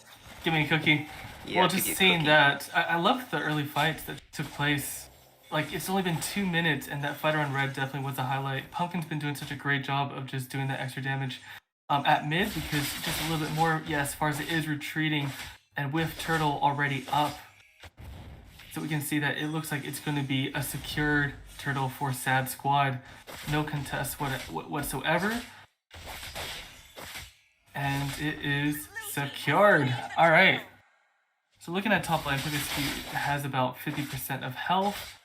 And now it's going up a bit more. That, of course, like when it comes to off lanes, both teams are doing a fantastic job. Matilda uses ulti on Ruby. Oh, the Way of the Dragon just pops off under the tower. And oh, look at that. The Nagura machine gun just pops up and takes down the Charles HP at least. Now the chessboard mages just goes bazonkas and everything goes low. But the mana of the Raymond is gone, so he can't really do much now, especially since they've run out. And now Mathilda just trying to open the map, going inside, deep into enemy territory by herself. But wait. The mage is coming back a little beside her, but there's no mana. She can't really do much if Mathilda goes in too deep. Oh, okay, they go forward, you used to say. Lance just taking the Lethal Wanderer. Nothing much happening just quite yet, though. Back to you, Charlie. Hot potato. That's it. So we know that Beatrix is quite crucial. Cho uses the flick, he got him, and then let's see if the Cho is trying to get out because that gank is coming in. And Ruby is just going there just to protect the Cho and to make sure that there are no more deaths at bot. But it looks like they're just waiting for the position because there may be more of their teammates just coming to gank. The mage is trying to catch up to set up the skill because he does have his ulti. Oh, there's the Cyclone Eagle. Mathilda goes in. Oh, and look, the real world manipulation. The chessboard glory from the E just pops up, but there's nothing for her. And now the turret, they're just trying to chip it down, just chip by chip.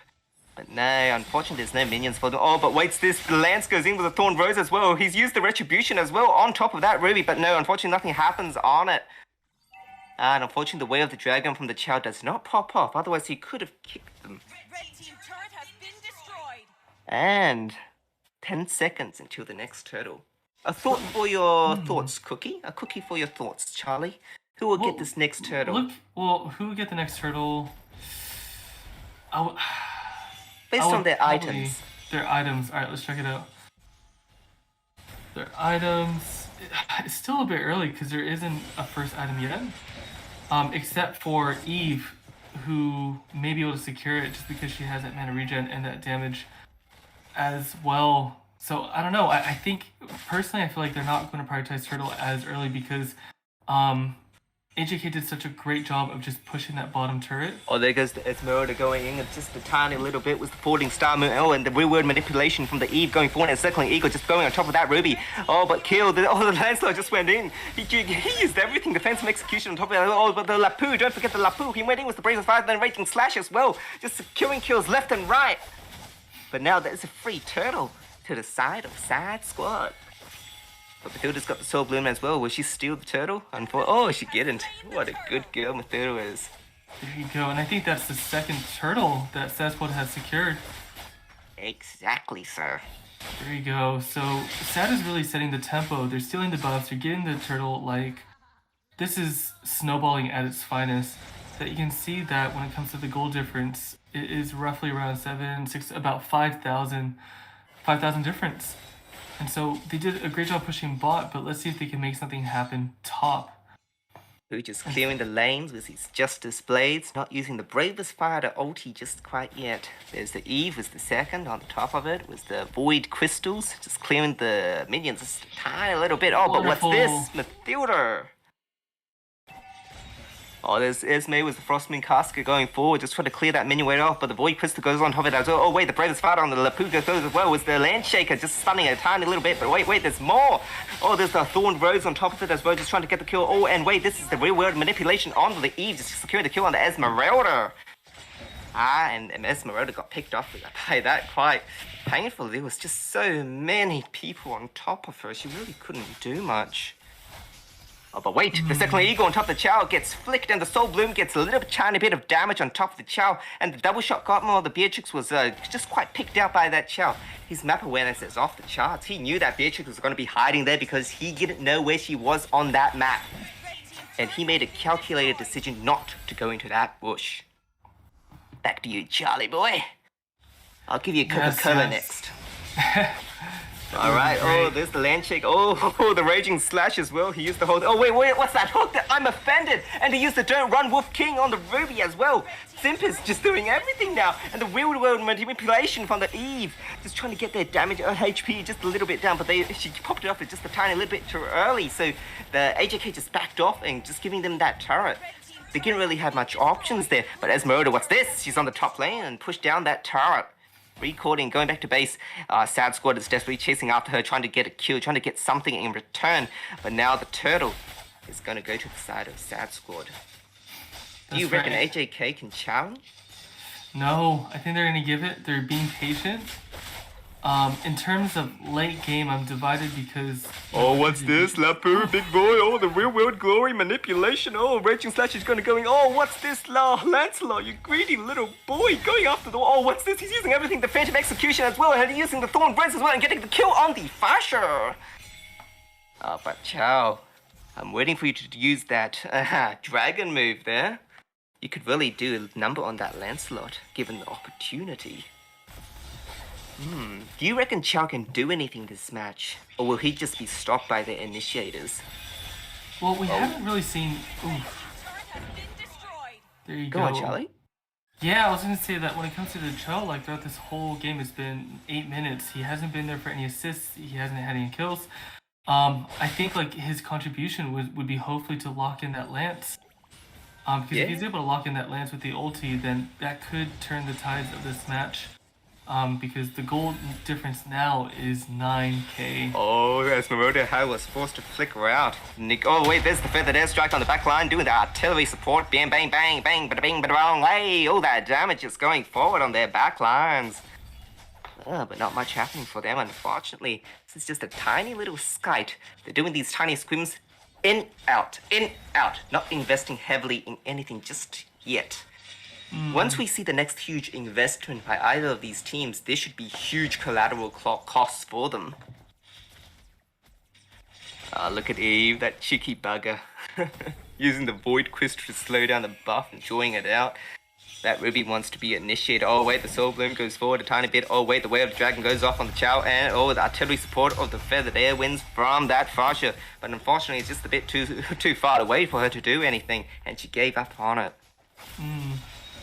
And there's the Lance. The Thorned Rose secures another Yes. red buff. And Lord is up in 3 seconds, so they have no reason to start Lord now. They got the position unless they're hoping to pick one off.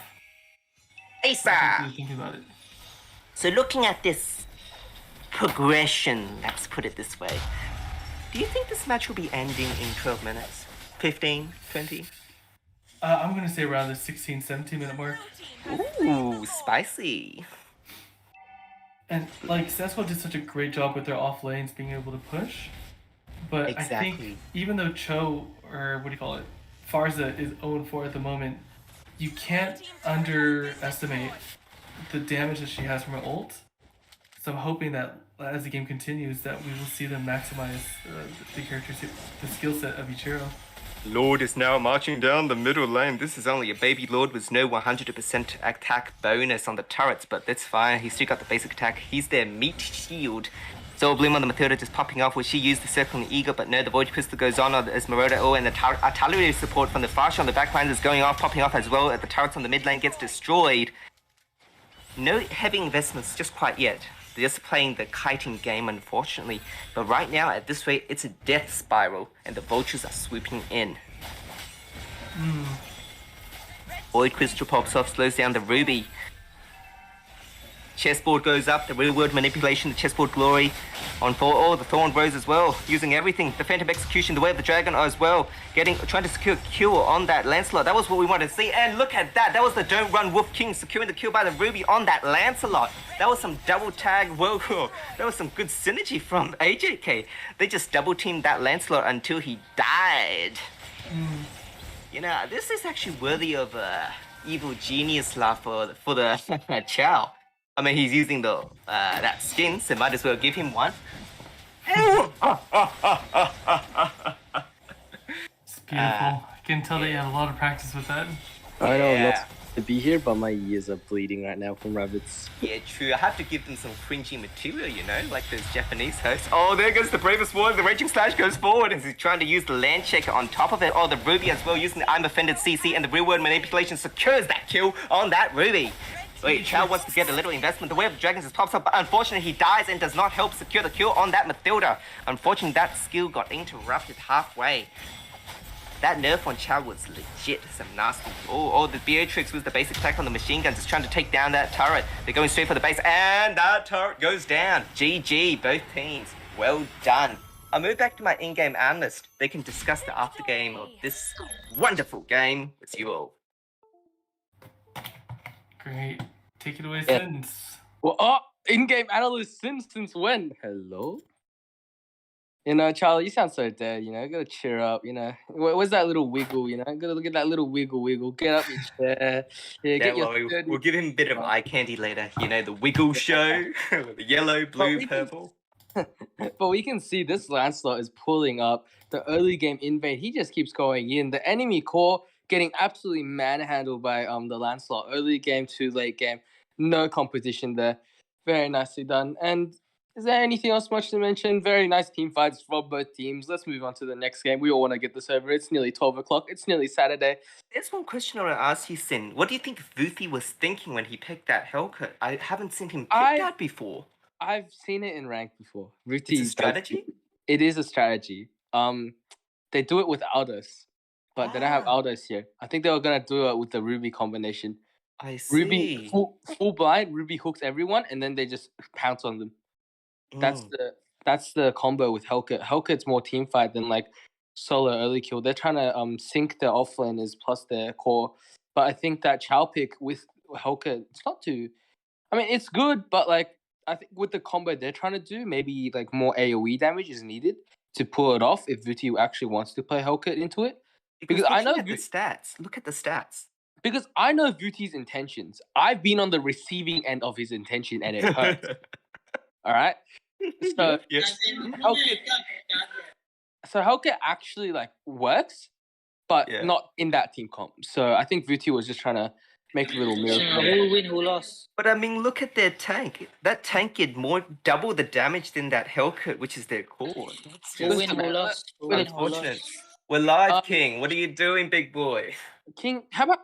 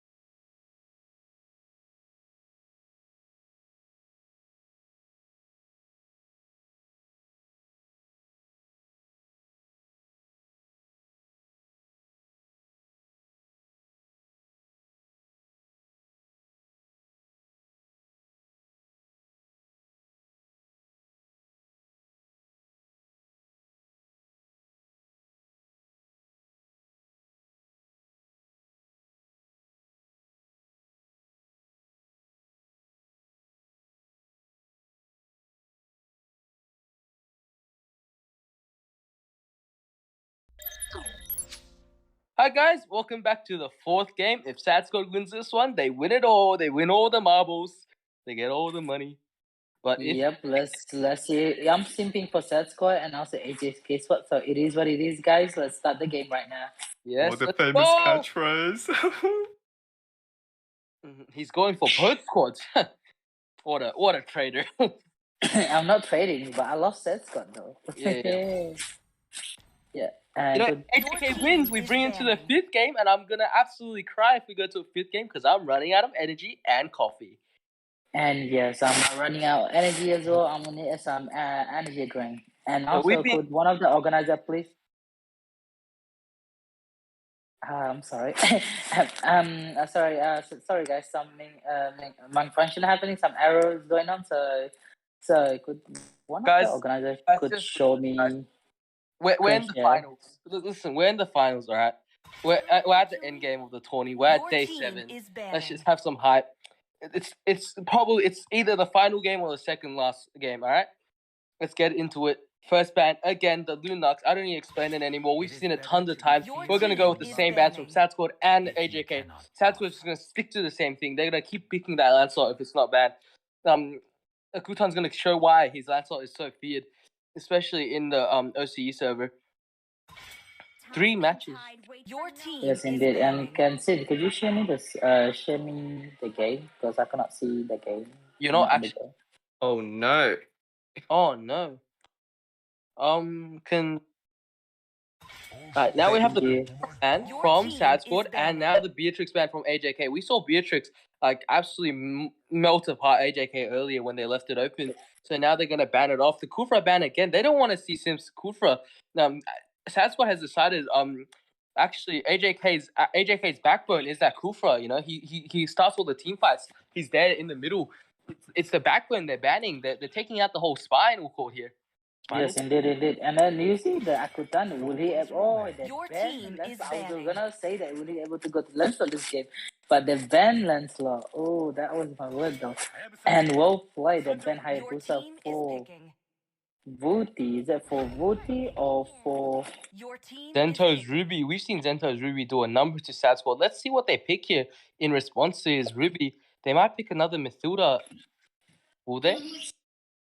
Yeah, like Paquita's not a good fighter against Ruby, is it? Like she's got all that CC. They're gonna grab the mid lane first. They're gonna try pick counter off lane, so they're gonna grab their mid lane first. So, even Mathilda, very solid mid lane. Kind of unstoppable at times, but you know we've seen that. Oh, there's the Esmeralda counter pick. That's beautifully done. If the Esmeralda goes full damage, she's gonna wreak havoc here. Absolutely mad against the Mathilda and Eve. This is the picks we like to see from AJK. Sad Squad, you know, getting counter picked right now, but they still have 3 picks left to pull out the damage dealers. So we'll see what they pull out, but let's see what Vuti wants to play here. I don't think they'll pick the core now. If they pick the core now, it'll be rough. Or maybe they'll pick the YSS. Will Vuti finally show off his YSS? Will he finally flex? do you think so? There we go. YSS kick. You wanna see that Vuti gameplay from YSS? And also, like, this is Karina. We're finally seeing it. He's finally back. He's woken up. He's back from work. And also, since have you noticed that like Sesko has 3 magic? 3 magic. That's why they're about to go heavy offlane damage. Watch. Heavy physical offlane damage, but the ban coming through, they might ban another tank or the mage now. They can start banning the mages. They can start banning Bane, and Bane can be a ban here. Bane, Farsa, you know, all the good stuff. And Farsa ban. They might force them into Bane. If they force them into Bane, Karina can melt apart the Bane because Karina can just dodge Bane's basic attacks, which is his main source of damage. And also, like a Karina new skill, new revamp is pretty OP, make it really OP with the passive and also his ulti. Yeah, sorry? Your background noise is pretty loud right now, but just keep talking. Well, you need to go soon as well, so it's fine. As you were saying, Karina's passive is very broken. You know, all us shoutcasters are pretty exhausted. We only have 5 members of staff left. Yes, we are short staffed right now because it's 4 o'clock. Oh, wait, huge shout out to our cameraman. He's been here every single match. Shout out to Beast. You're the real MVP. Yes, shout out to B. He's very real MVP, guys. Round of applause for him. Your Let's team continue is with the ban. banning. Oh, Rafaela banned from Sad Squad. Well play. And they love to ban Kufra and Rafaela, eh? They love it from the Sad Squad. They're scared of it. They're forcing Simp into Jawhead. That's the only tank he has left. They're forcing him into Jawhead. I wonder why. Jawhead's actually not bad here against the Karina, so this actually might be a beneficial pick for AJK, but you know, let's see what happens. They're gonna ban through probably offlane. Yeah, they have to ban an offlane here. Let's see what offlane is open. Lapu is open, so will they ban a Kutan's Lapu? We might see it here right now. Will the Lapu ban? Show me. Come on. Don't let my prediction be wrong, Booty. Booty, come on. Maybe this is gonna be wrong for you. Shay. What? Why Xborg? They don't play Xborg. Booty. Akutan plays Lapu. You've literally seen him rip your team apart with Lapu before. No, Booty. There's the Xborg ban. I think it's I'm sorry for since being like this, guys. Sorry for that. I think it's a misdraft. No, AJK, why? AJK, I guess AJK will try to win this game. If they cannot, then it is what it is now. So good luck to both teams. Let's watch the game, since. Oh, that catchphrase, mate. You're like a superhero. Exactly. Ruby can tank, yes. But mostly Ruby stand for offlane, but tank can do helpful as well in team fight. And also, since where did you go? Okay, then. Looking at these picks, we have the Ruby, the Esmeralda, the Yi Sanchi. Ooh, and the Lilia, and... Hey, that's Pumpkin's pick. They took Diggy. That's Pumpkin's hero normally. That's an interesting strategy, but let's be honest. Jawhead here is really not a good pick. Like, Simp is a good Jawhead player, but I think it's the better decision that he chose the Diggy. Slowdown effects really do hurt Jawhead's players, especially when they use the first phase of the ejector. The slowdown effect really slows them down and they can't escape without the flicker. Oh, Sim's back to you, Hot Potato. Welcome back, Hot Potato. Hot Potato. Is it cause I'm Irish? Hey? Is it cause I'm Irish? I mentioned the potato. What I fucking took the sympathy. The Yuzong pick. Never seen before. Akutan's Yuzong. He's gonna pull it back. He went off again. This guy, he's legit got something against me. Potatoes. Just a bit of them potatoes in them French fries. Indeed. And look at that pick from the both team. And look at the draft. Like, basically, from this prediction, who do you think gonna win from this, Rapid? Who do you think, like, in this draft? Who's get better draft? Who doesn't? I'm not gonna go with any favoritism. I'm gonna be very impartial here. Just looking at this lineup, the heroes they're using, my money's on Sad Squad. Yeah, that's where it's at. Same. It's for the first time you guys see on my side right now, I'll go for Sad Squad. Well played. You guys understand the draft. I think I know why we're all on Sad Squad. We want to all go to sleep.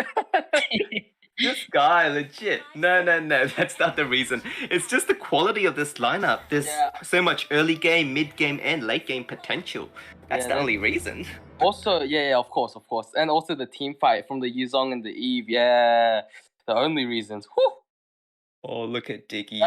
Rabbits, my dad walked into my room earlier. That's why I muted. But he was like, "Are you talking to a girl?" when he did that voice. Rabbits. Damn it. What is this? This isn't the first time this has happened to me. Like, legit, what? My dad was like, "Hey, are you talking to your girlfriend?" I'm like, what the fuck? No way. No. This is just so okay. Why is this gonna go for the litho? He's just basic attacking it. There's no there's the retry win again by Pepe Scoots. Nice retry from Karina. But why? Even when the YSS was hitting it first. Big money, good deal. Got the Letho Wanderer. That was... Oh, look at Diggy just throwing those bombs around. He's throwing those eggs everywhere. That's gotta be public, man, that's right. Child support. Back to you, Sins. Oh my god, this guy. Alright. Well, Sad Squad trying to gank the bot lane, but they realized Esme was too tanky, and now they're moving back. But Lilia is going ham, but Yuzong petrifies the Diggy, gets the Diggy first blood. Nice petrify by the Yuzong, but is it really worth it to kill a Diggy when he's just back right now in the middle of the battlefield? Good petrify, but maybe not the most necessary early game kill. However, he does get the extra EXP off the kill and the extra gold. Look at that Karina. What's he doing? His position is so deep. He's looking for the kill. He wants the blood. He wants action. Oh, the Karina's about to pop up out of nowhere. He's popping up behind Zento, but Zento, that's a Ruby. He can't kill a Ruby. That's the one thing he can't kill, and he's going. And he was hiding behind for it. Raymond's getting zoned currently by the Esme, and the Isan Shin is trading the blue buff for the turtle. Very nicely done from the Isan Shin. Can he get it though before the Karina gets back? The Karina is running back. Isan Shin cannot get the blue buff. I don't think he can hold it. He still has his retry, so maybe he can get it, but no. Karina is there. Karina's just standing there, and they are forced to run away. Isan Shin not able to trade the blue buff through. What do you think of that, Rabbits? What do I think of that? I think this superior lineup is starting to show. The power spike as well and truly in their favor. When you see a Diggy with those balls, you would really think they'd be invading or something because they got a little bit of look at that Yuzong taking tower damage. However, he nearly killed the YSS, but the tower is just too strong. Hashtag report the tower. Moonton, why did he buff the towers? But Yuzong manages to escape out there. He's back at he's swapping lane actually. This is the most strategic swap lane I've ever seen. He swaps lane, nearly kills the enemy core. Very nicely done. And Karina now just patiently waits at the bot lane. He's waiting for that YSS. That YSS is about to step into the biggest landmine. But Karina backs off. Why does Karina back off? She sees a free kill on the Esme. But she could have gotten a free kill on Booty. But a kill is a kill. But I think the core kill is more worth it than the Esme. But there was probably the communication there. Akutan was calling out for Karina. But Karina, he's still going in. Can he still kill? There's the ult from the Karina. He's diving in. He's diving into the tower. He manages to get the kill still. And now with the Diggy 4 as well. With the Diggy 4, the Diggy pops his Aegis. But they might be going too deep here. They might be going too deep. Akutan managing to run away. Look at his speed. Akutan? Pepe Scoots, CG. Yes. Karina managing to run away. And Akutan just pushing the bot lane as Yuzong. But he might be getting chased down here. But slows the Esme. And now he's going to fall back slowly. Alright. Rabbits. That's enough of me talking. I'm out of breath. Every time I talk, it's like speed rapping. Holy. Don't worry, I'll be here for you. Okay, let's look at the entes of these lads here. That ente on the Diggy is rather questionable. I mean, I get he's using the Aegis to get the extra heal on it as well, but it doesn't really work as well as on a Mathilda, for example, or Estes. That roam the favor on the Warrior Buddha? I don't know, it's a little questionable, but looking at Zento, on the Ruby he built his damage item first, then he's going for the tough boots as well.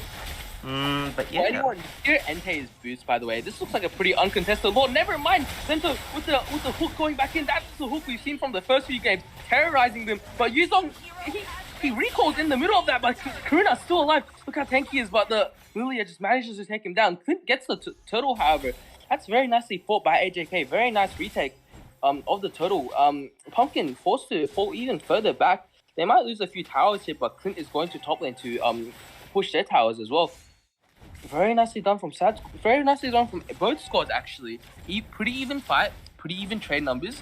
Booty is doing really well on the YSS right now.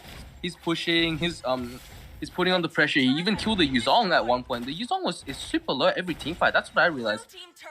I think he should try gain a little more HP before he goes into try kill the enemy core. But Yuzong chasing this Esmeralda down. Esmeralda being pressured in the tower. I don't think this is the best idea. Esme is so tanky. This isn't the best idea right now to chase the Esme into the tower. Akutan taking damage from the tower again.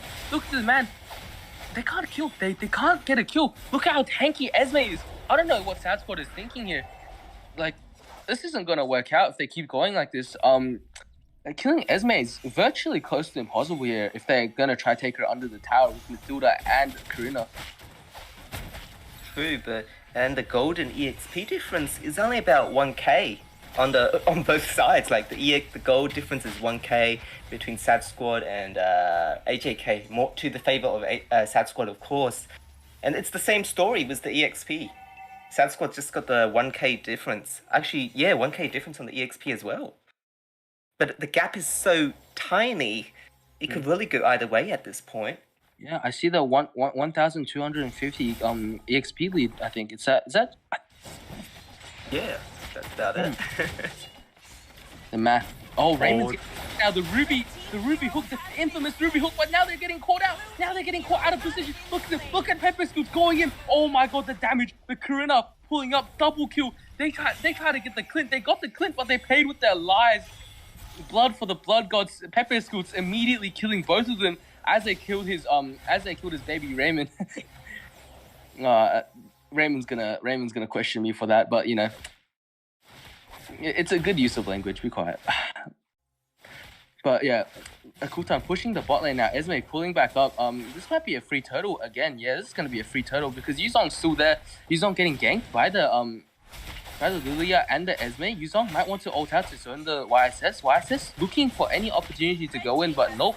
That's the turtle falling to Sad Squad. Well, Yuzong firing in now. This might be the team fight that we're looking for from Sad Squad. There's the Petrify onto the YSS. The Diggy dying first as well. The core and the tank getting picked off. Nothing they can do. And look at Swag just pummeling shots into the Esme. That sounds so bad.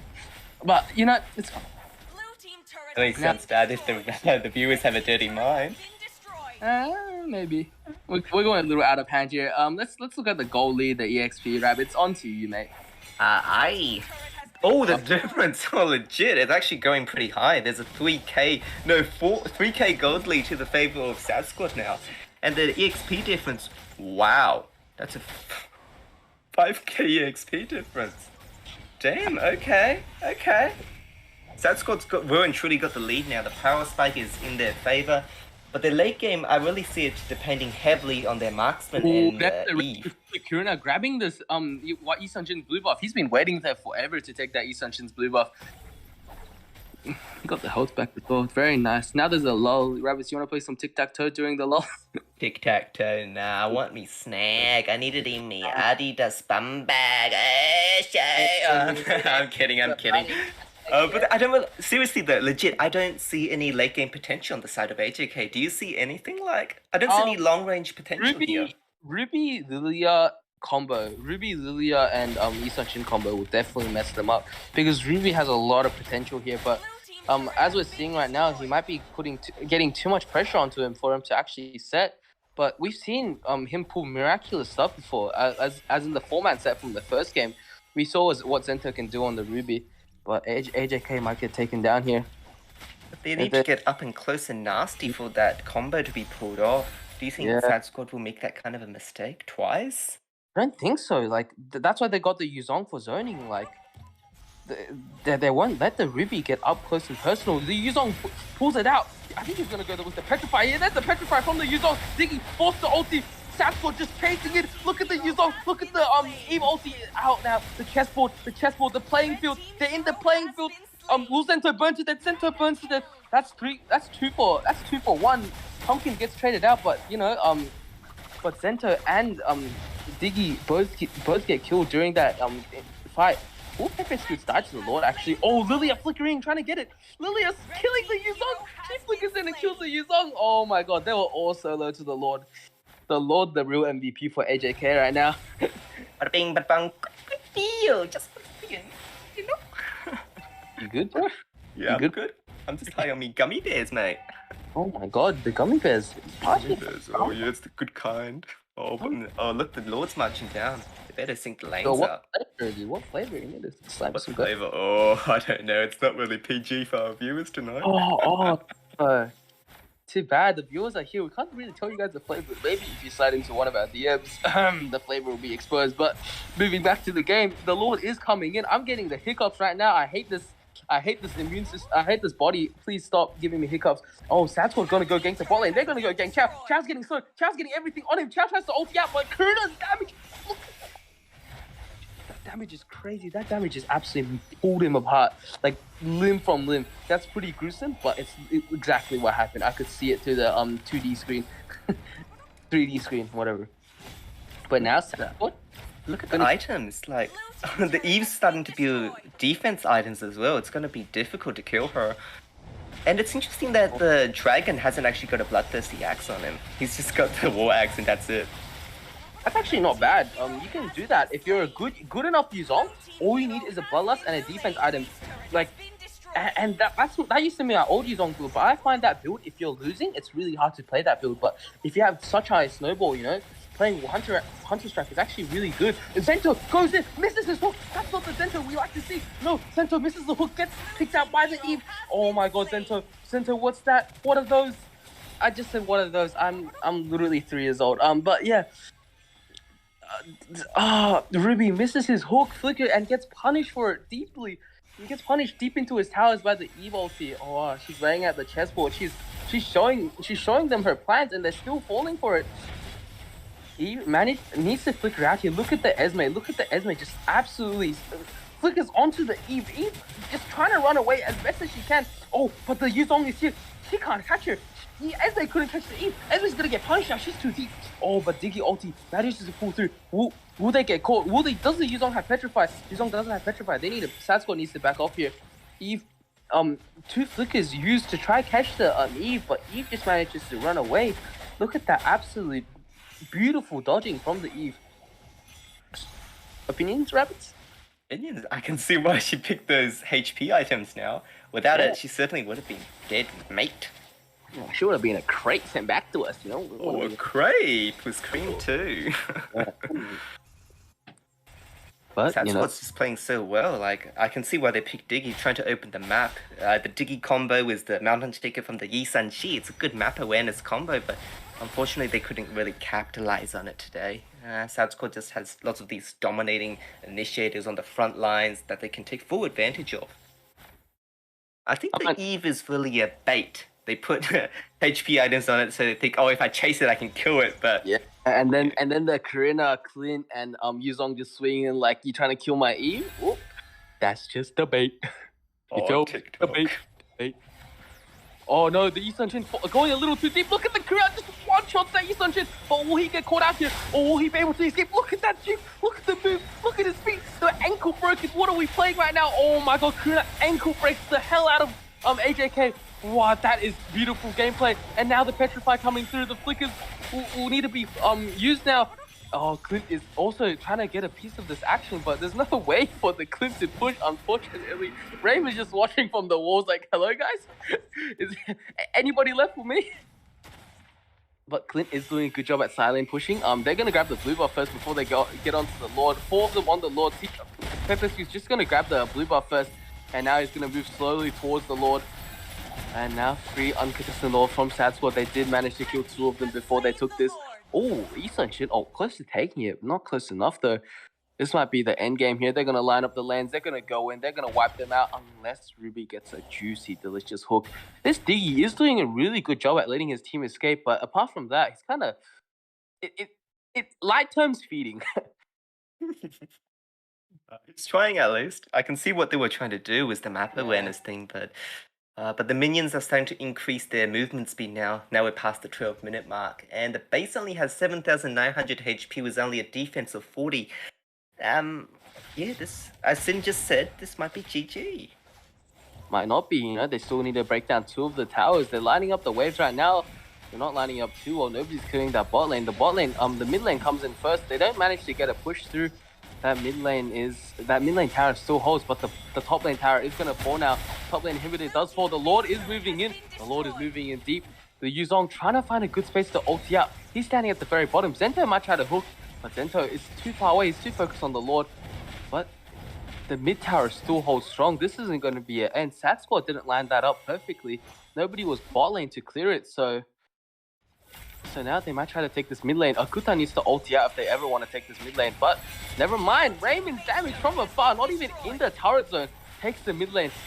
The Yuzong just trying to find a target. Yuzong finds a target onto the Diggy. Diggy force ulti. Yuzong just flying around. I don't think anything can be done here. Zento flying out again, misses his hook once again, misses the hook. Karina going in. Karina going crazy. Kills the Diggy in the back. And there's the Ruby kill. This might be game. This might be the final Season 1 champion for Australia would be Sad Squad. Sad Squad beating AJK out 3-1. What beautiful games. I'm crying right now. I could finally go to sleep. I mean, good job, Sad Squad. Congrats, guys. Sad Squad. Oh, things going bazonkers on my side. I need to give him some gummy bears, but congrats both teams. You played so well tonight. Beautifully done. My throat needs water. I need someone to just shove the water down my throat. Oh my word. Oh, our tournament 1 champion, Sad Squad. Let's go into the VC. Let's celebrate with them. Thank you for watching. Stick around for the next tournament. We're no, I think we shouldn't go to the VC without. I don't know, mate. Oh yeah, that's a really question. Skin 1. How do you feel about winning? Oh, we're on stream. Yeah. I mean, Have to I don't know. I feel like It's congratulations. Yo, Hey, yo, we're still remove on the limit. stream. Yo, Remove the we're limit. still on stream Rabbits. since we're- Rabbits, remove the limits. Beast, turn the stream off now. It's over. Congrats, guys. GG. Alright,